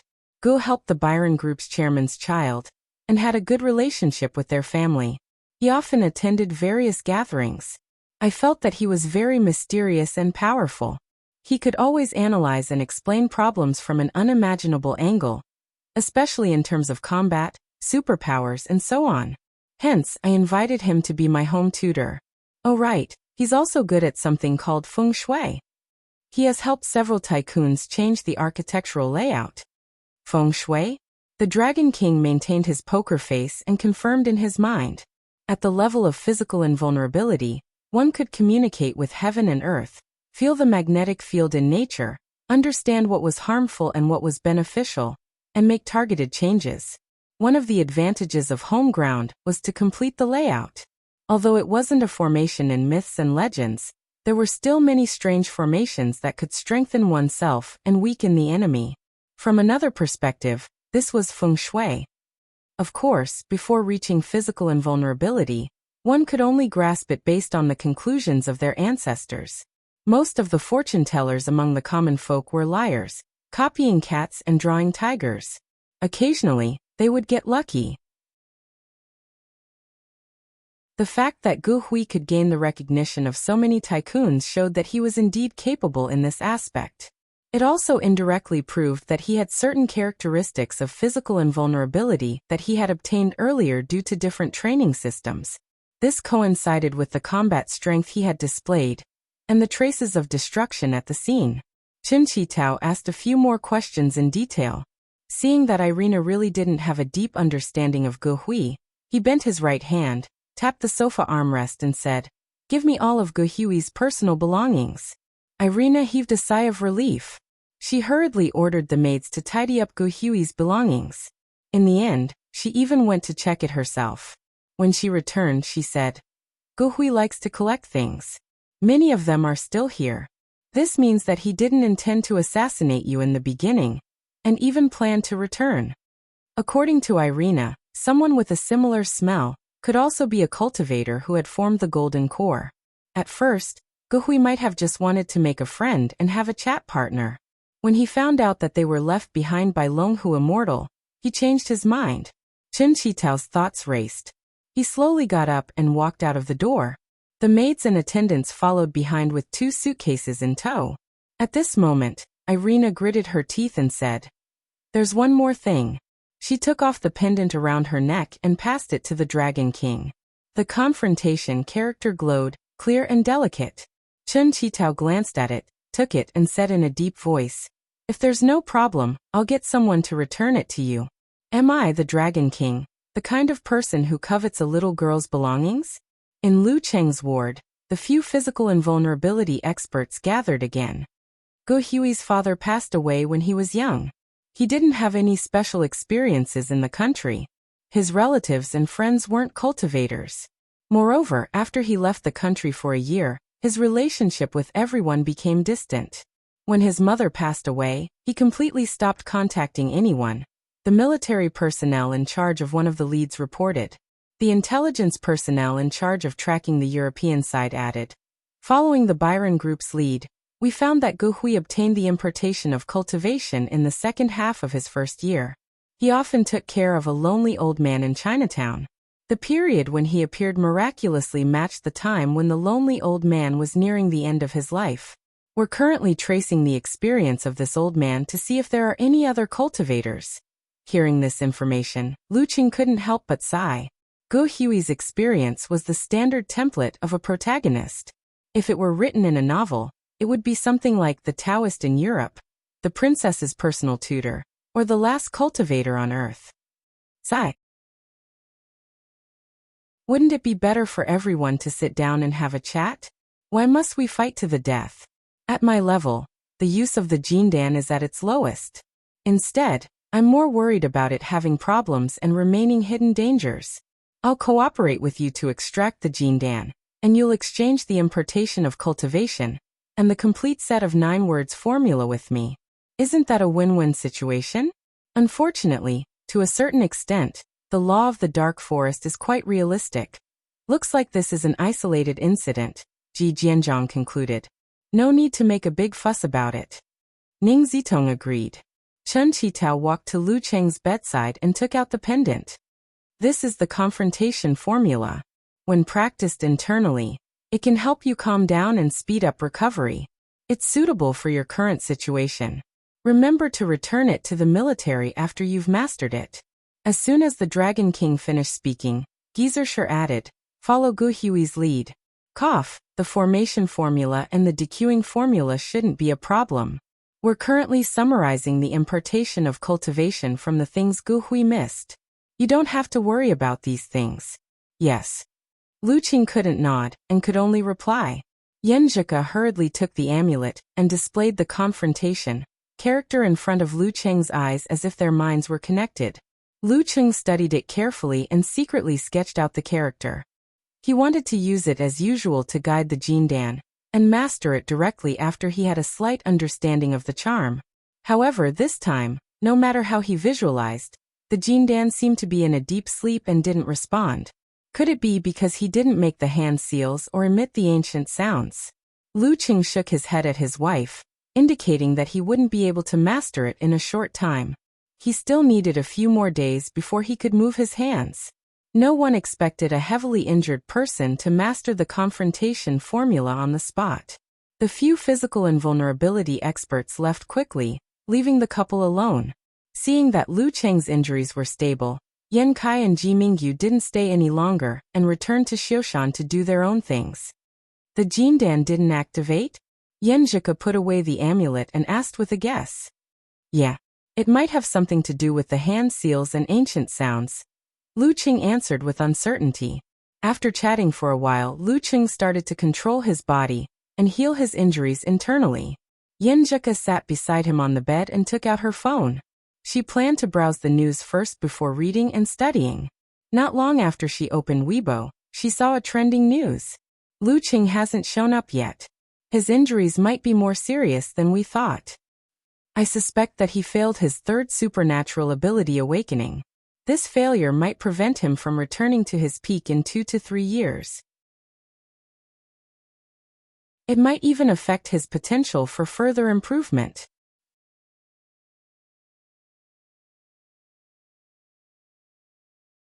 Chapter 569. Yan Zhika's breathing slowed down as she continued to read.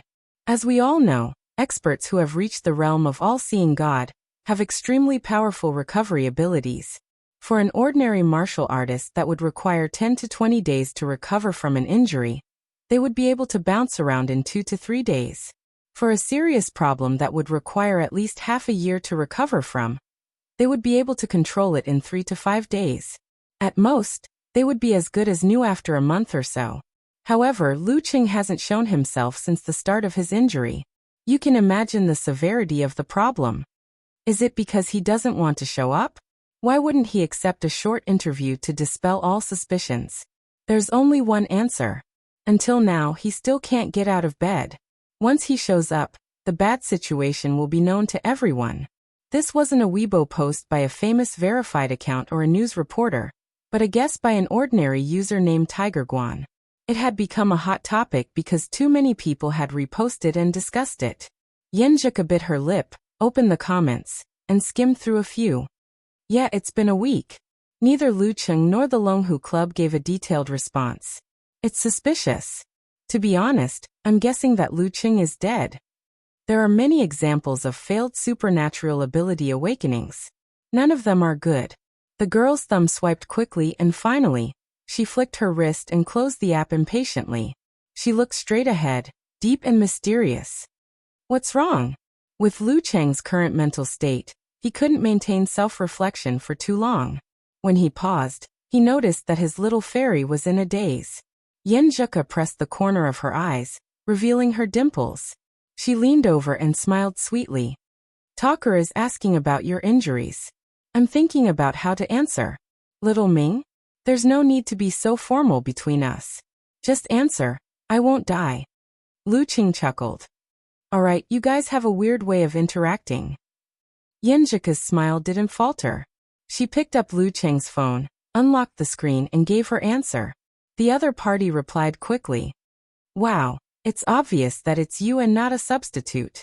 I knew that a scourge like you wouldn't die so easily.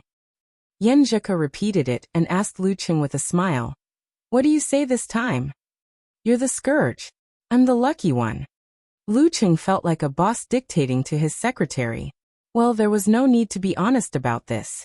Otherwise, when his injuries were healed, he would be forced to sleep on the sofa. After a few lines of crosstalk with Talker, his phone suddenly vibrated.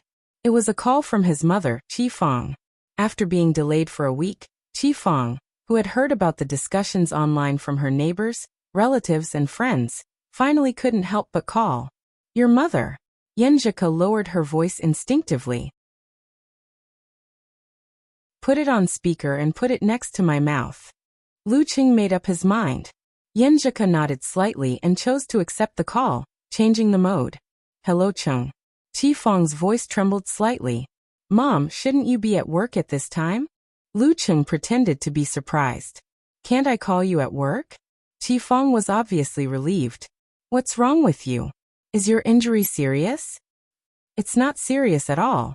Just something went wrong with my martial arts practice and I need to rest in bed. Lu Qing lied so that his mother wouldn't worry. You need to rest in bed and you're not serious? Chi Fong thought for a while and said, You're not familiar with that place called Linfu and no one to take care of you. Do you want me to come over? Mom, it's okay. The club has hired professional caregivers who can do most of the things. Besides, Ku is there too. She'll take care of me. Lu Qing answered honestly. Ku is there too? Chi Fong was surprised. Her grandpa and grandma are both from the martial arts circle. She heard about my injury immediately and flew over before I could stop her. She's been taking care of me for almost a week now. Lu Qing replied, trying to embellish his story. Ku is such a good girl. You have to cherish her. She's a lady from a respectable family and is usually served by others. Now she's busy taking care of you. It's not easy. Chi Fong said with a smile. Because it was on speaker, Yenjika heard everything clearly. She lowered her head and blushed, but the corners of her mouth were rising higher and higher. After chatting for a while, Chi Fong finally hung up the phone. Before Lu Qing could say anything, Yenjika said in a coquettish tone. Auntie, what respectable lady. What respectable life. Who would talk about that nowadays? My mom has always been learning from TV series. Lu Qing said to his mother behind her back. And call her mom. Yenjika glared at him and gritted her teeth. She glanced at Lu Cheng's forehead and quickly became gentle. She picked up the towel and said, Look at you. You're sweating after saying a few words. After that, she pursed her lips and said, I'll go to America when you can get out of bed. Anyway, it's okay to take 2 weeks off. She seemed to be afraid that Lu Qing would urge her, so she emphasized, I can study by myself. I can ask my classmates to scan the lecture notes for me. I'll definitely be able to catch up. Lu Qing looked at her with a smile and gave a simple reply, Okay. Yenjika was stunned at first, but soon smiled gently. After carefully wiping him, she walked slowly to the attached bathroom. She turned on the tap and washed the towel. The smile on her face gradually disappeared, and her expression became gloomy and worried. She wrung the towel dry, took a deep breath, and returned to the bedside with a smile. Wanhua Hotel Buffet Restaurant. Only Tuzheng was left in the Longhu Club. The members of the Longhu Club were sitting in groups of 2s and 3s with plates in their hands. They were talking about how there was only one more round before the double elimination tournament would determine the top 16. They were also talking about the gossip about the Battle of the Kings during this period of time. Of course, they couldn't avoid the popular Lu Qing incident on the internet. Leader 2, do you think Lu Qing will really need 2 to 3 years to recover to his peak, and will have a hard time reaching physical invulnerability in the future? Sun Jianlin asked in a low voice. He picked up a piece of raw salmon, rolled it in the soy sauce with wasabi, and put it into his mouth. Do you really believe in the internet? It's not like you didn't see the actual situation. Lu Qing didn't fail his third supernatural ability awakening. Tu Zheng replied with a smile. As the local mighty one of the Longhu Club, they received the news the moment Lu Qing got into trouble. They reported it to Empress Luo as they completed the alert and transferred the injured. But Leader 2, you know how serious and critical Lu Qing's condition was at that time. To put it bluntly, I had a question mark in my heart whether he could survive. With this kind of injury, even if he could see himself and heal it slightly, it would still be extremely difficult for him to recover to his original state. Yu Wangyuan sighed and explained, we martial artists are not gods. No matter how inhuman we are still mortal. Regarding this matter, Tu Zheng would definitely be lying to himself if he said that he was not secretly delighted. However, as a martial artist, seeing such a brilliant genius fall into such a state where his future was unpredictable, his heart was filled with sadness. Life is unpredictable. Who knows, it might be my turn one day. Sai, let's not talk about it anymore. Let's hope Lu Qing can get better. We have trained hard and finally reached this stage. It wasn't easy for anyone. No one wants to face such a situation. Tu Zheng sighed. The sushi between his chopsticks was shaking, but he didn't let it fall. It was because of this matter that he was more eager to break through. Only by attaining physical invulnerability would he be able to go anywhere in the world. Jia Lu put down her chopsticks and supported her chin with one hand. Generally speaking, a rising star would have to go through 3 calamities and 9 tribulations to achieve positive results. Lu Qing should be in such a situation now. 3 calamities and 9 tribulations? Have you been reading too many novels? Lu Xiaofei sneered. Does Lu Qing need to find Peng Liyun to get struck by lightning? Yu Wangyuan asked, amused. Lightning tribulations are just a myth in novels. However, human tribulations are more common. Jia Lu replied as if she was an observer. Human tribulations. Tu Zheng and the rest frowned as they chewed on these 2 words. In Lu Qing's fan forum, everyone was discussing his injury intensely. If it wasn't serious, he could just update his Weibo and show his face to dispel the rumors. A plumber eating mushrooms reasoned. Just show your face when others ask you to? Just update your Weibo when others ask you to? How embarrassing. Brahmin said stubbornly. While everyone was busy talking, Yin Xiaoling jumped out and said, clenching fist a shining expression, senior sister replied to my message. She said that Lu Qing didn't fail to awaken his supernatural ability. I believe her. Phew. The fans heaved a sigh of relief while the onlookers were slightly disappointed. Then what's the reason? Unparalleled Dragon King asked curiously. Yin Xiaoling was stunned. I forgot to ask. You unreliable person. Nie Qiqi and the rest scolded in disappointment. That afternoon, Peng Liyun, Ren Li, and En Chaoyang arrived at the hospital. After passing through the interception, they met Lu Qing.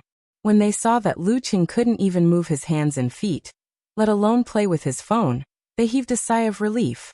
Beside them, Yin Zheka was having a hard time trying to hold back her laughter. Unlike the other visitors, after they were done caring about Lu Qing's injury, they started to discuss the life and death battle with Lu Qing. They discussed the timing, the choice of environment, and the countermeasures.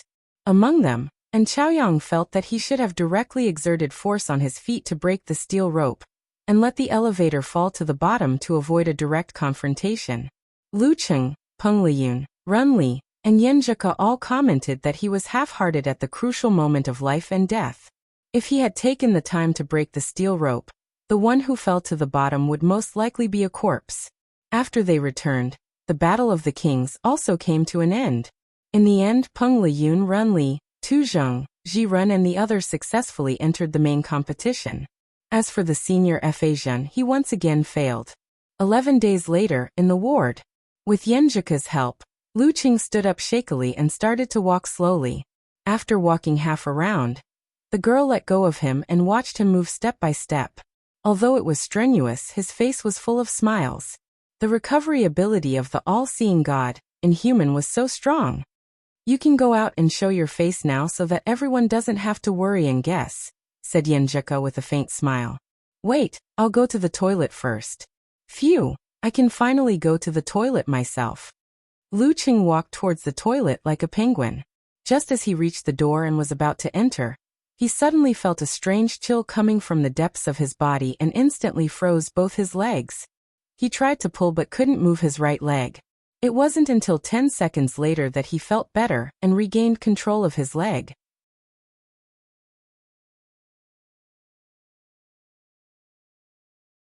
Chapter 570. What's wrong?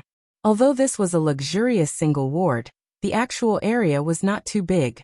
For Yenjika, who was at the peak of 9th pin, the distance between them was only a matter of one step.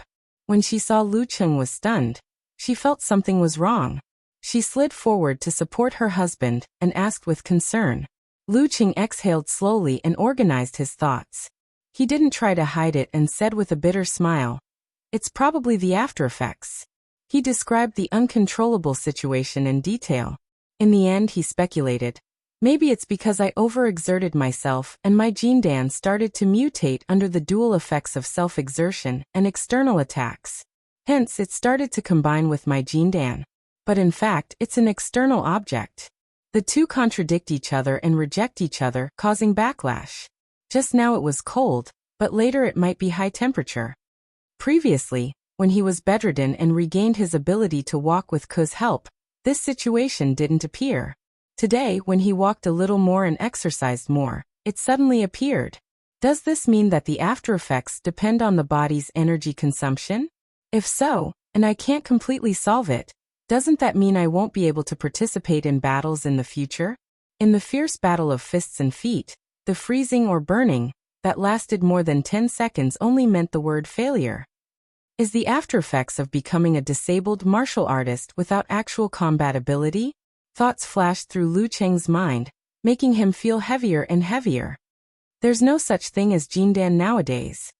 Yenjika subconsciously retorted. But when she thought of her own situation, she fell silent. This was still a blind spot in modern medicine. Congenital deficiency was one of the blind spots. As her thoughts raced through her mind, the girl looked up and added after some deliberation, "That's right. If the after-effects of high temperature and relapses, it might be like what you said." But she pursed her lips and said, "But this is good. When you get the 9 words formula and the complete cultivation manual, you can try to guide the jindan and slowly digest it.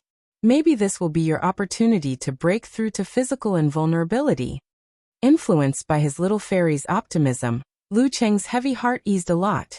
He nodded thoughtfully and said, "I don't necessarily need to get the 9 words formula. When my body recovers and I can do force concentration, I might be able to digest the jindan bit by bit." He tried to look confident.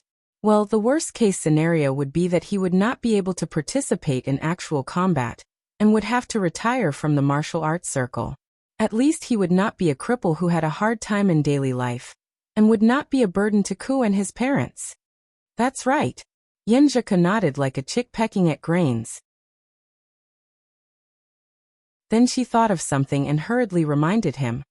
"Chung, call Coach Shi and the Dragon King now and tell them about the sequela. Ask them to arrange for you to go to the military base for examination and experiment. See if they can come up with another solution." "Well, there's no rush. What if it was just a coincidence? We'll talk about it after we confirm it." Lu Qing's thoughts were running wild.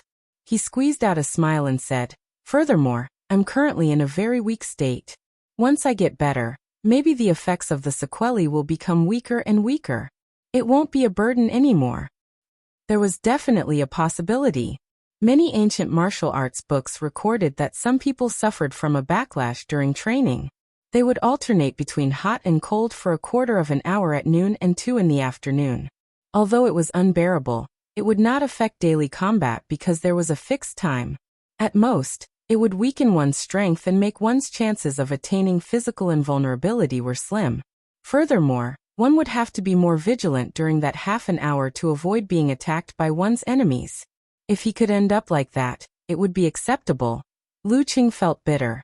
He said to Yenjika, who agreed with him, "I'll go to the bathroom first." "Okay." Yenjika followed him closely and stood at the door of the bathroom. She was waiting with half of her body to prevent any accidents such as fainting. The infectious and optimistic smile on her face faded little by little. She unconsciously bit her lip. With a splash, Lu Qing pulled up his pants and turned on the tap. At this moment, he suddenly felt a hot current surging in his body. It was as if there was a fire burning his internal organs, muscles, tendons, and so on. Clenching his teeth tightly, beads of sweat the size of soybeans appeared on Lu Cheng's forehead. However, he endured it and did not make a sound. He felt like he would faint at any moment. 7 to 8 seconds later, the heat subsided. He glanced at Yin Zheka, who was standing by the door. He cupped the water with both hands and washed the sweat off his face. He moved out as if nothing had happened. Yin Zheka followed behind him. After taking 2 steps, Yin Zheka's gaze froze. She realized that the back of Lu Cheng's hospital gown was soaked with sweat. So much sweat. The thought flashed through her mind. Suddenly she understood. She covered her mouth and tried her best not to speak. The light in her eyes swayed gently. She took a deep breath and caught up with him. Smiling like a flower, she said, "The more you walk, the steadier you are." "Of course. I'm an expert with all-seeing God." Lu Qing replied with a smile. "You are indeed, my Cheng." Yin Zheka rolled her eyes and said, "I think we should inform Coach Shi quickly. He has been worried about you. The earlier he knows, the earlier he can make arrangements. Even if it's just a false alarm, it's better than letting him worry all the time. It's also better than delaying big problems." "That makes sense." Lu Qing nodded. "I'll give him a call right away." "Okay." Yin Zheka answered briskly. She secretly heaved a sigh of relief. A few days later, in a secret military base located deep in the mountains, wearing various monitoring devices, Lu Qing did a set of slow zigzags and did 2 sets of Tai Chi moving stance training. Compared to when he just got out of bed, there were no obvious signs of weakness. However, in less than 10 minutes, he was frozen twice. The first time was on his left leg, and the second time was on the right side of his body. There was also a burning once. Other than his head, his entire body was in discomfort. He almost fell while jogging. Phew. Exhaling a turbid breath, Lu Qing tried his best to keep a calm face. He walked back to Geezer Shi and Yin Zheka. "How is it?" he asked the military personnel who was looking at the computer. "We're almost done with the data collection. Your cells and genes are in the process of being studied. Once they draw a map and build a model, we'll do a comparison and analysis. Through design experiments, we'll find the root of the problem. This will take about 2 weeks to a month," the military personnel said. "So slow." Geezer Shi interrupted. "Senior, you know that this kind of thing takes a long time." The military personnel said sheepishly. "Your old injury has been there for many years. It's still in the middle stage. I'll be satisfied if there's a result in a month," Lu Qing added with a smile. The most likely situation was to come back for another test in a month, contribute a few more vials of blood, and then continue to wait. Seriously, isn't there a big technology explosion? The semi-illiterate Geezer Shi shook his head and muttered, "Brat, are you staying here, going to Huadu, or going home to rest for a while?" "Let's go home." Lu Qing felt that his current condition was not suitable for meeting outsiders. "Send Ke to the airport." "Sure. Remember to inform the Dragon King." Geezer Shi coughed twice and walked away.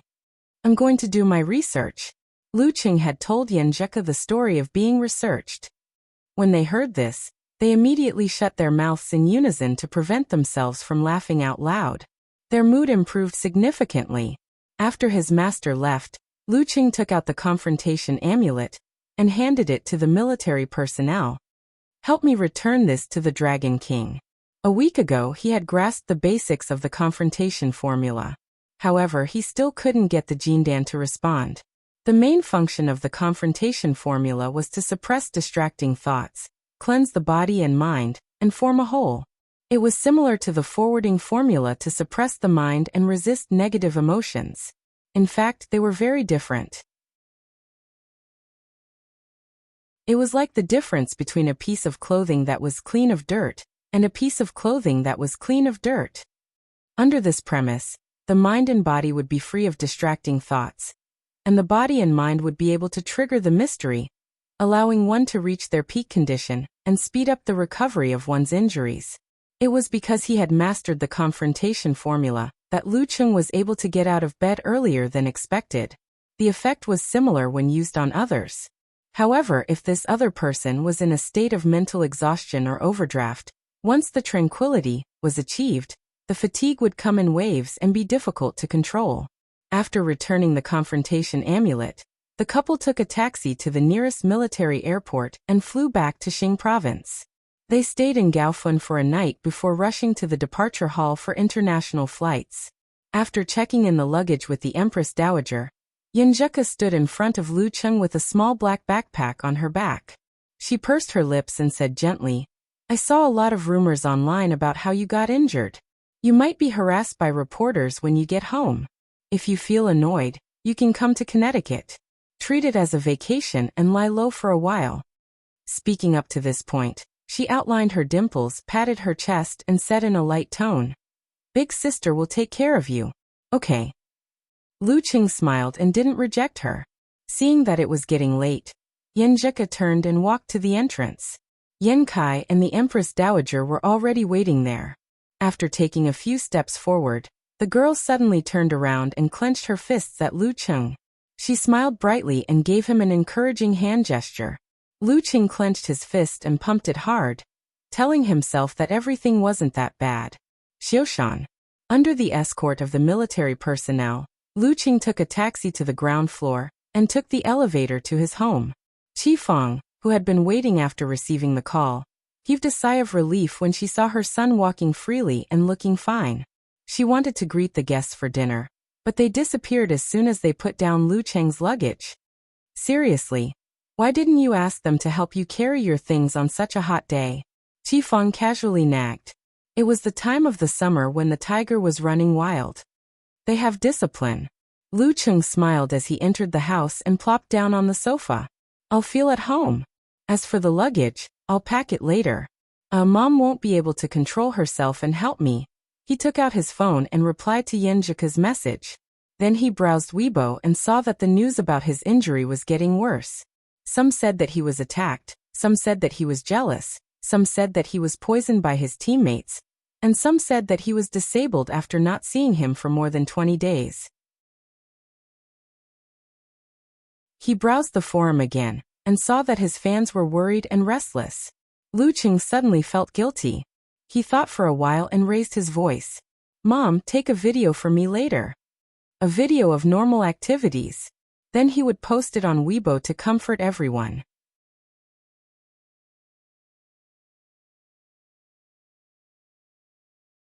Chapter 571. What video? For cooking? Qi Fang recalled when they moved. "Mom, you really can't get over it." Lu Cheng smiled sheepishly. "Just a casual one." "Then hurry up. I still have to go grocery shopping." "Why did you have to be in such a rush when you called yesterday?" Qi Fang grumbled.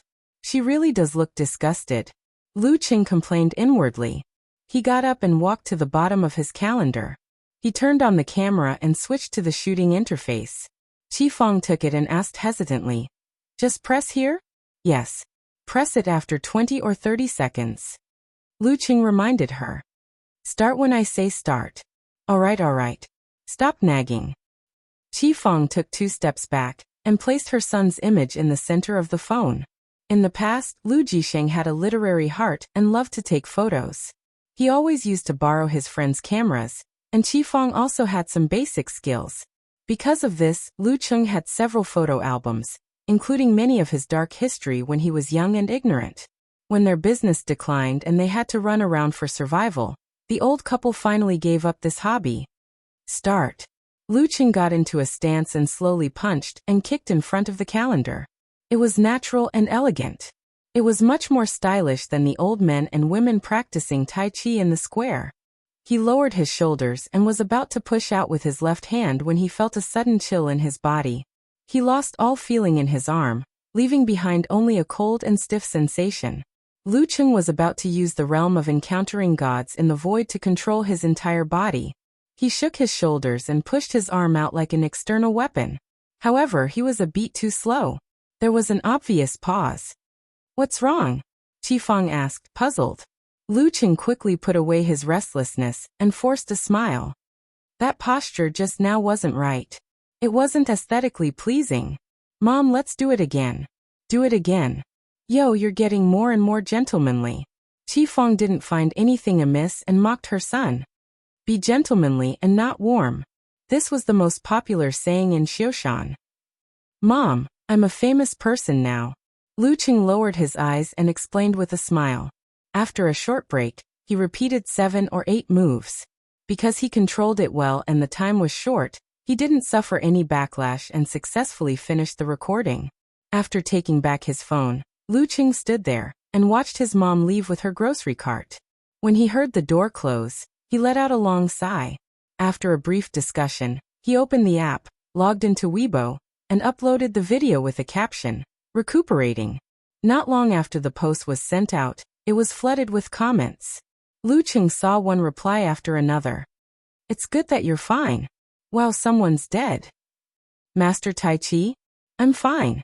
Those people worries for nothing. It's sob sob sob, hug Chao Zi and cry together.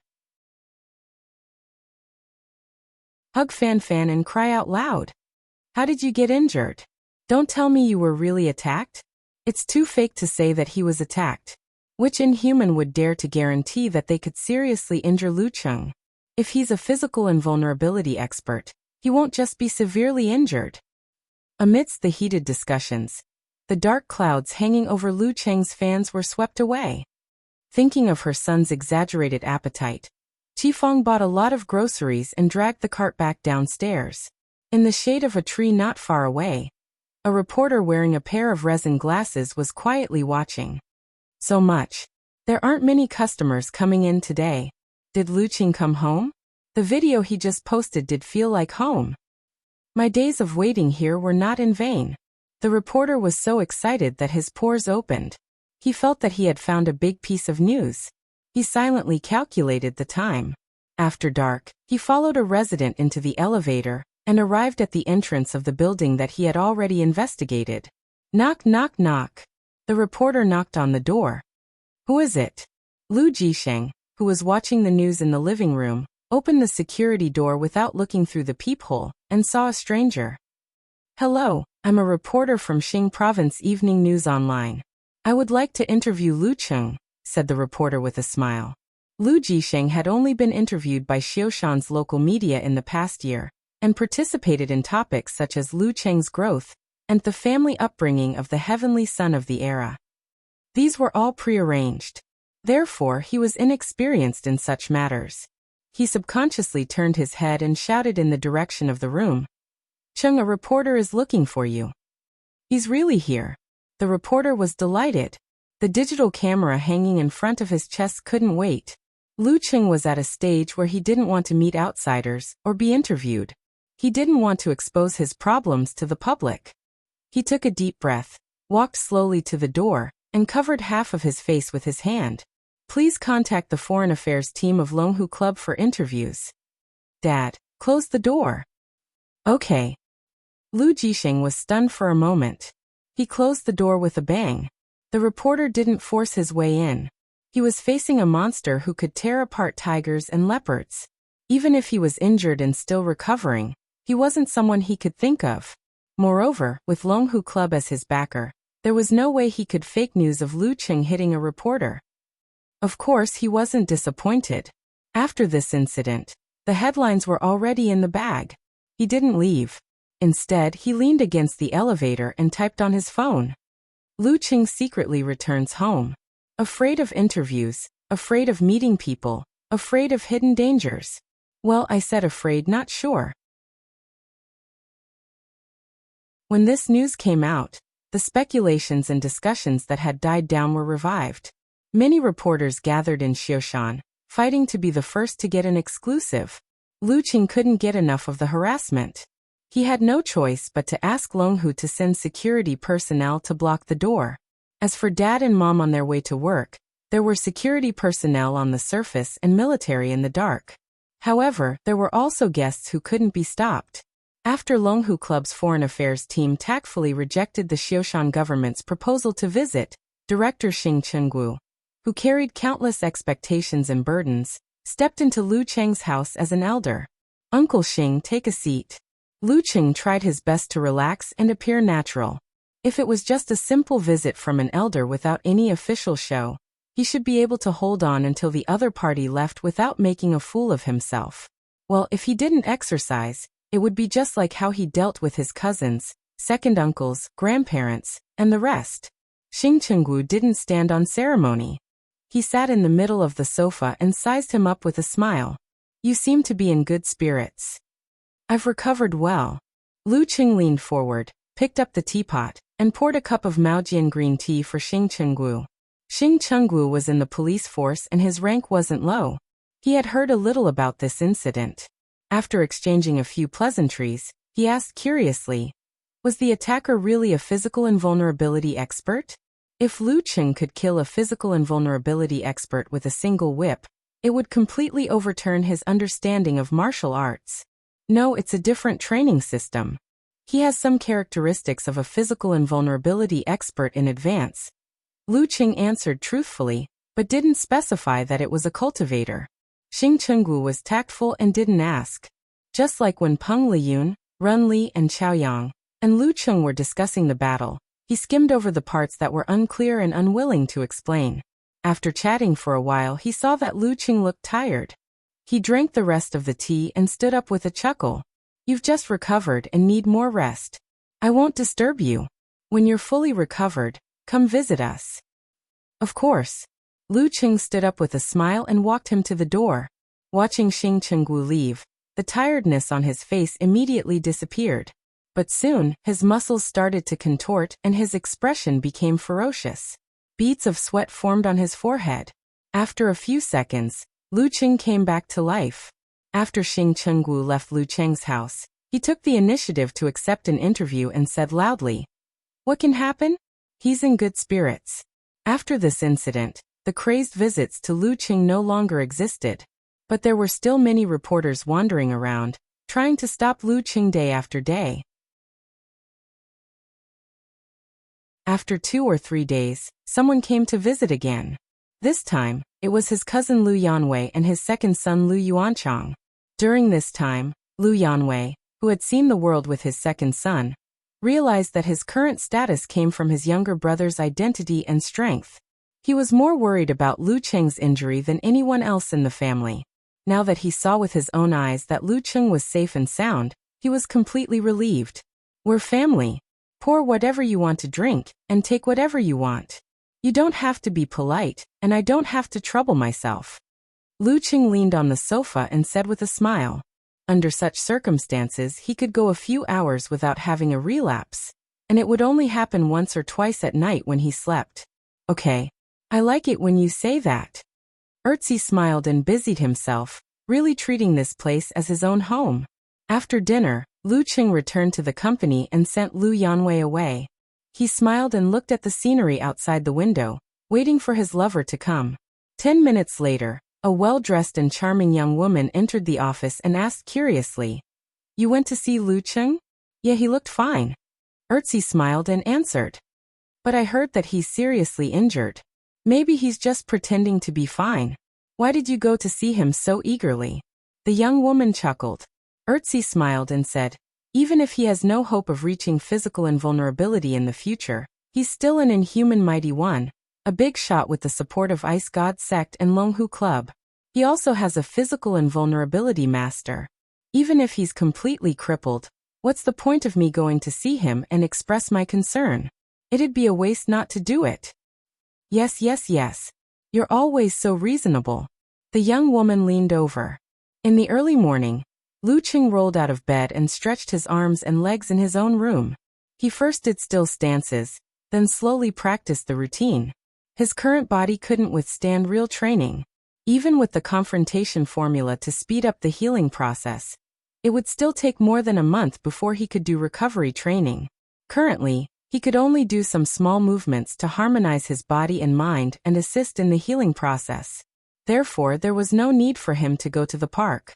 Besides, there were reporters lurking outside. A punch came from his waist. Lu Cheng's body stiffened. Apart from his head and limbs, His torso was completely frozen. He couldn't move. This kind of situation kept happening in the past 10 minutes or so, which made him gradually irritated. He couldn't wait to punch himself. Phew, when Lin Ke was first injured, Master said that it was a blessing in disguise for him. With a comparison, he could feel stillness and withdrawal. I can't rush it. I'll try to understand something from not being able to fight. For example, the position of martial arts in my body, or a peaceful mentality. Lu Qing warned himself. He restrained his emotions and started practicing the routine again. But how could he adapt so quickly? How could he adjust his mentality so easily?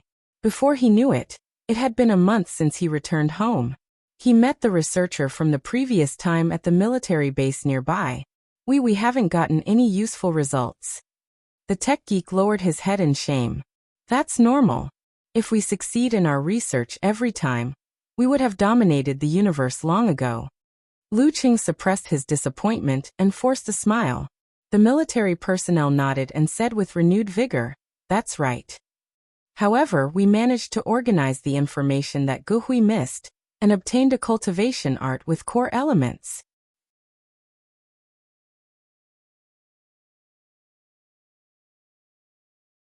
Chapter 572. A cultivation art with core elements? Lu Qing was overjoyed. He repeated it for confirmation. His sequela originated from his Jindan. Starting with a cultivation art was one of the ways to solve it. Now that there was a glimmer of hope, he couldn't help but feel excited. He might even be able to solve Ku and Master's problems. Yes, Guhui probably didn't intend to kill you in the beginning.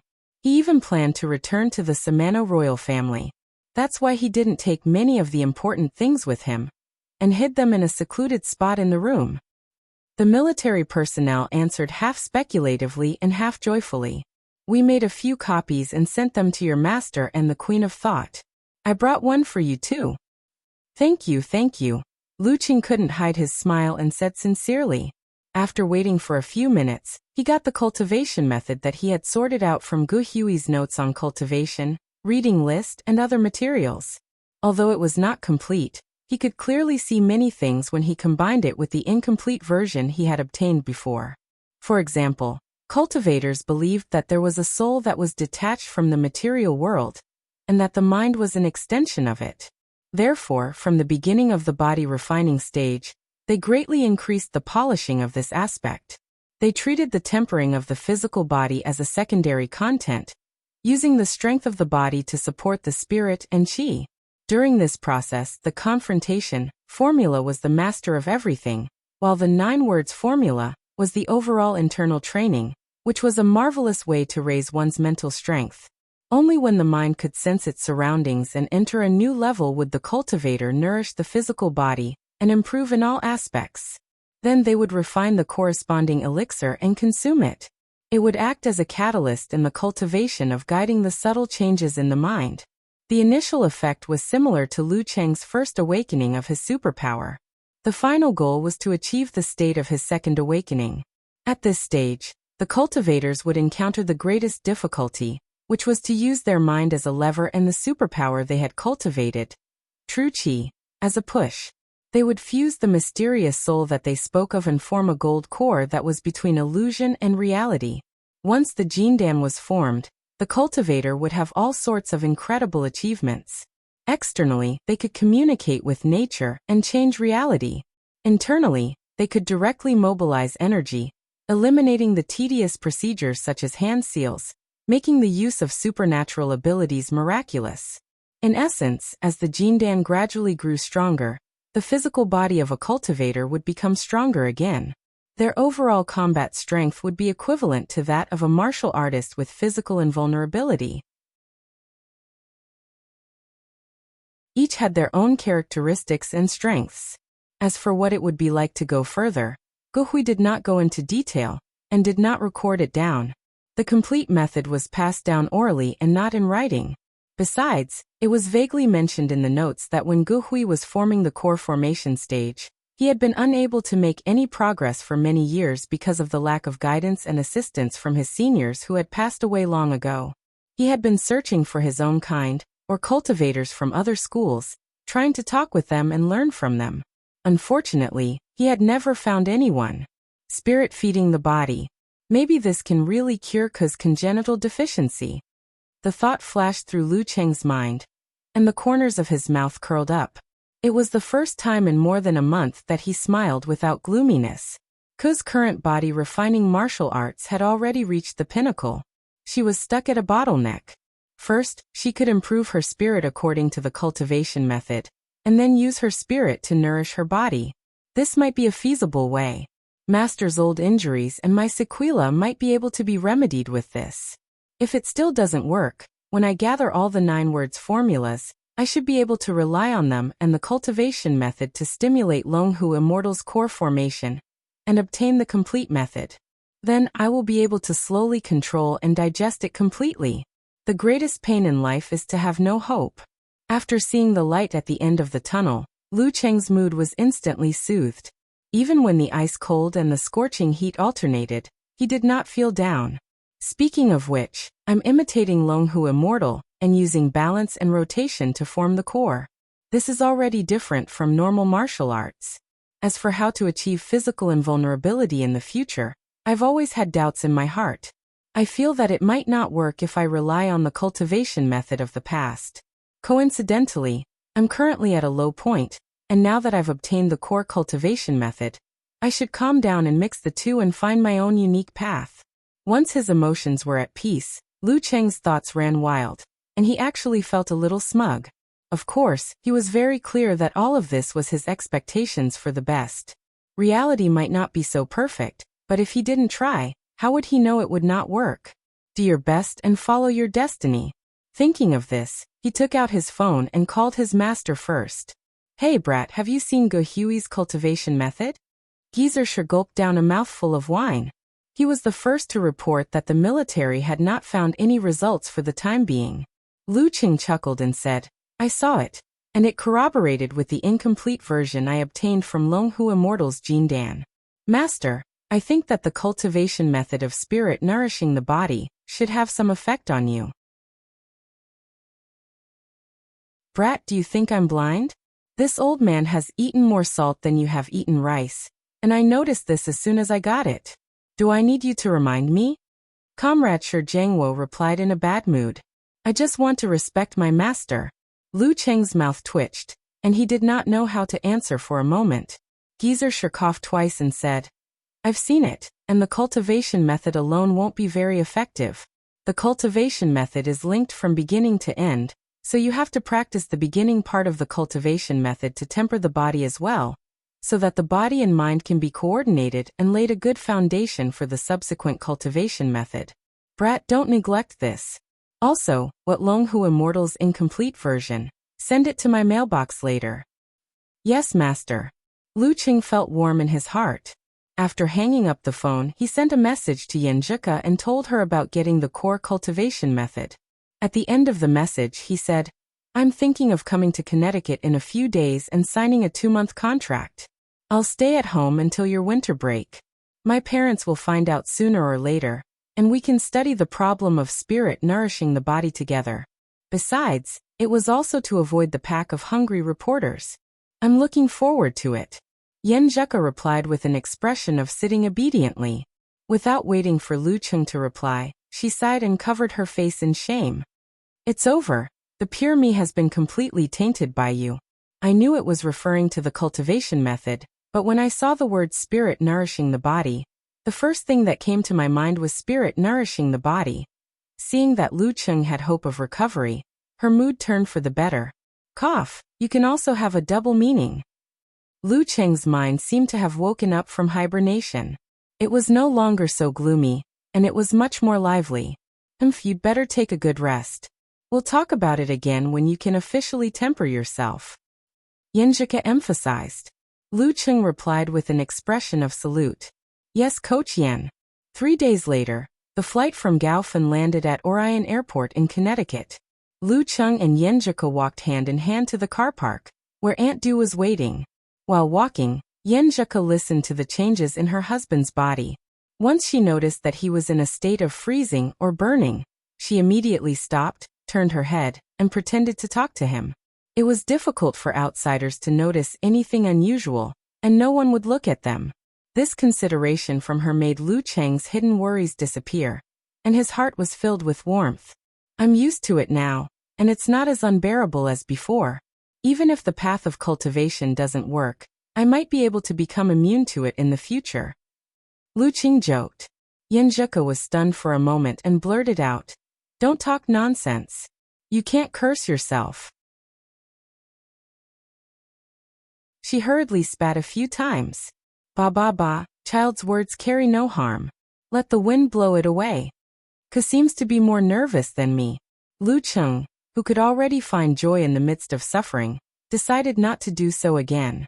After walking for a while, the two met Aunt Du and got into the car. At this moment, Lu Cheng's phone received a message from Smith, the fallen Spider-Man. I haven't seen you for a few months, and I actually miss you a little. Recently, the internet has been discussing your injuries. You seem to be doing well? My recovery is better than expected, but if I want to participate in combat, I'll need about 2 more months, Lu Cheng answered truthfully. Very good. Also, congratulations, your danger level has been temporarily lowered, and you don't need our 24-hour surveillance anymore. However, I will still follow you. The higher-ups have given me a mission to observe your recovery and any hidden problems, and to gather information to assess your future potential, Smith shrugged and typed. Lu Cheng thought for about 10 seconds and replied, Then you will come into contact with new things during this period. What? Smith, who was originally relaxed, suddenly felt nervous, and his hair stood on end.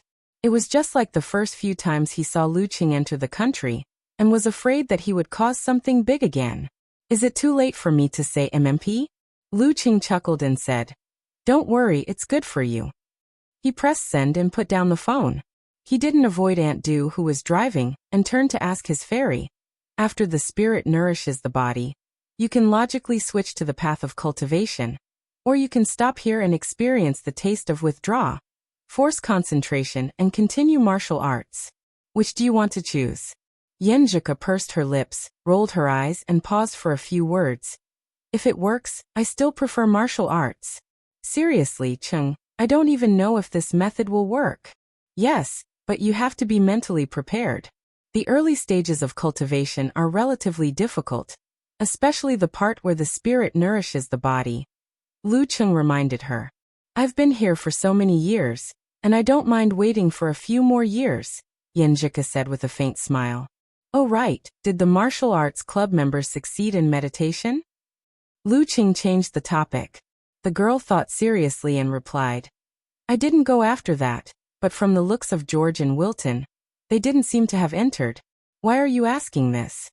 Lu Cheng chuckled and answered, looking for a few willing test subjects to explore the fusion of martial arts and cultivation, and to lay a solid foundation for my future path.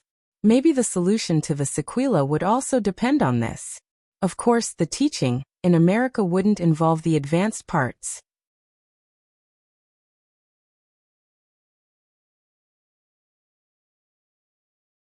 Chapter 573. You sound like a master when you say that. Yanzhika's eyes lit up when she heard Lu Cheng's answer, and she made fun of him. Lu Cheng didn't dwell on the topic.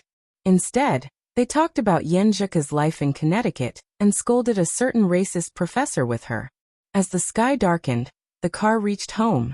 While Aunt Du was preparing dinner, Lu Cheng pulled Yanzhika up to the second floor. He took out the copy of Gu Hui's cultivation manual from his backpack and instructed her solemnly. First, read through the first part, then visualize the confrontation formula to subdue the distracting thoughts. Then, train your mind according to the manual, and complete the specific training of the body. Cultivation had its own body training manual. External training was similar to martial arts, but internal training relied on the mind and visualization. Yanzhika nodded and took the manual. She sat by the bed and read it seriously, asking Lu Cheng for guidance from time to time. After a long while, she kicked off her slippers, crossed her legs, and faced the sky. In her mind, she visualized the ancient confrontation formula that she had just grasped not long ago. She felt all her thoughts return to normal, and her mind and body were pure and clear. Based on this foundation, she followed the manual described in Lu Cheng's advice. She lowered the fire in her heart, thickened her kidneys, and harmonized her 5 viscera and 6 bowels. She used this to temper and nourish her mind to the limit. She changed her visualization and used her mind to guide the 5 elements in her body to strengthen her body. After more than 20 minutes, she opened her eyes. Her eyes were as dark as a speck of ink, but there was a hidden light in them. It feels pretty good. Yenjika's dimples slowly bloomed under Lu Cheng's attentive gaze. She looked up and pouted slightly, saying, "It's fine. Chung, are you sure you want to teach this to George and the rest? Not to mention that they can't enter meditation or visualize, which means they can't subdue distracting thoughts. Just the words like dragon-tiger water separation, fire and heart, and kidney water will be enough to trouble them." Lu Cheng was speechless. He had already considered and prepared for the problem of not being able to enter meditation. However, the problem of understanding the manual was more specific. Just by looking at Chinese, I didn't have the foundation of the previous few years of contact with similar things, so I almost couldn't understand it myself. When I was explaining to Ku just now, I almost broke out in a cold sweat. I was frozen and burned once. If this thing were to be translated into a foreign language, it would be more like a heavenly book, right? Seeing her husband at a loss, Yenjika pondered and said, "We need to extract the essence, get rid of the twists and turns, and express everything in modern terms. Although it might not be accurate enough, it's fine as long as the meaning is on point." After saying that, she volunteered. "Come, big sister will help you." Lu Cheng and Yenjika huddled together and began the difficult task of translating, with their ears rubbing against each other. This continued until 10:30 at night. Even when it was time for dinner, they were not idle. "Well, it's finally done." Yenjika stretched her back elegantly. The so-called done was only referring to the first part. Lu Cheng moved his lower neck and took out a pen and paper. Sitting on the writing table, he focused his mind and calmed his breath. He visualized the ancient characters and smoothly sketched out the confrontation that purified the body and mind. "Not bad, it's done in one go." He shook the paper happily. Completing a matter related to cultivation without any repercussions made him feel as if he was as good as new. It's a pity that one can't be so stubborn. Just as he finished speaking, Lu Cheng felt as if he had fallen into an ice cave. His whole body was filled with coldness, and he stood rooted to the ground like a statue. After 7 or 8 seconds, he recovered and pretended to smile normally. "This can force them to enter meditation." "Yes, yes." Yenjika looked at him calmly. She didn't dodge or avoid it, as if everything was a common occurrence in life. This calmed the gloominess and frustration in Lu Cheng's heart unknowingly. After washing up, Yenjika, wearing an off-shoulder nightgown, crawled into bed and pressed herself against Lu Cheng's body. Suddenly, she felt that his body temperature was boiling, and his muscles were tight and hard like a rock. Clearly, he was experiencing a burning. Just as she was about to extend her hand to pass on the coolness, Yenjika felt Lu Cheng relax and heard him exhale. "There shouldn't be any more tonight." Lu Cheng tilted his head and smiled. Looking at his warm smile as if nothing had happened, Yenjika's heart ached and her eyes turned red. She quickly raised the corner of her mouth and said sweetly, "Then let this fairy give you a good night kiss." She took the initiative to wrap her arms around Lu Cheng's back, half closed her starry eyes, and delivered her pink lips. With their skin touching, Lu Cheng's nose filled with a subtle fragrance. Lu Cheng delicately outlined her lips, parted her teeth, and touched her tongue. Since he was injured, the couple's daily kisses were only a greeting ceremony due to their physical and mental state. They didn't go any further. Now that they saw the light at the end of the tunnel, they unloaded a lot of burdens. Their lips and tongues gradually intertwined. It was as if they were back before the Battle of the Kings. They passed on all the worries, sadness, pain, and disappointment that they usually suppressed in their hearts, hidden under their laughter, and didn't want to show to each other. They were comforted and dispersed. They didn't have much lust, but their hearts were connected. After a kiss, their eyes met and palms touched. Both of them felt relaxed as if they had shaken off layers of dust.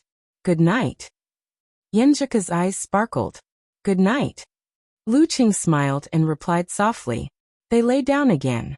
After a few minutes, Yenjika suddenly thought of something and said, Qing, you're not asleep yet, right? I have a serious academic problem to discuss with you. Curious Yenjika is online? Lu Qing tilted his head in confusion. What's the problem? Your bones and muscles are still very weak now. They're not suitable for strenuous exercise for the time being. Well, I'm saying if, after you officially start training, if the sequela hasn't healed yet, at least not for the time being, will it still happen? Yenjika hypothesized a situation. As she spoke, she turned her back to Lu Qing and looked at the wall as if she was reflecting. Lu Qing was stunned for a few seconds before he came back to his senses. He wanted to laugh and sigh at the same time. Theoretically, yes. Then I'll have to work harder. The girl's voice became softer and softer, like that of a mosquito. If Qing keeps holding it in, it's easier for him to get irritated.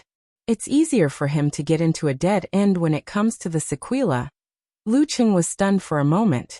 He knew how much courage his thin-skinned little fairy had to muster before she could say this. To be honest, if Yenjika didn't mention it, he would have a lot of misgivings and wouldn't dare to try, which would make him even more depressed.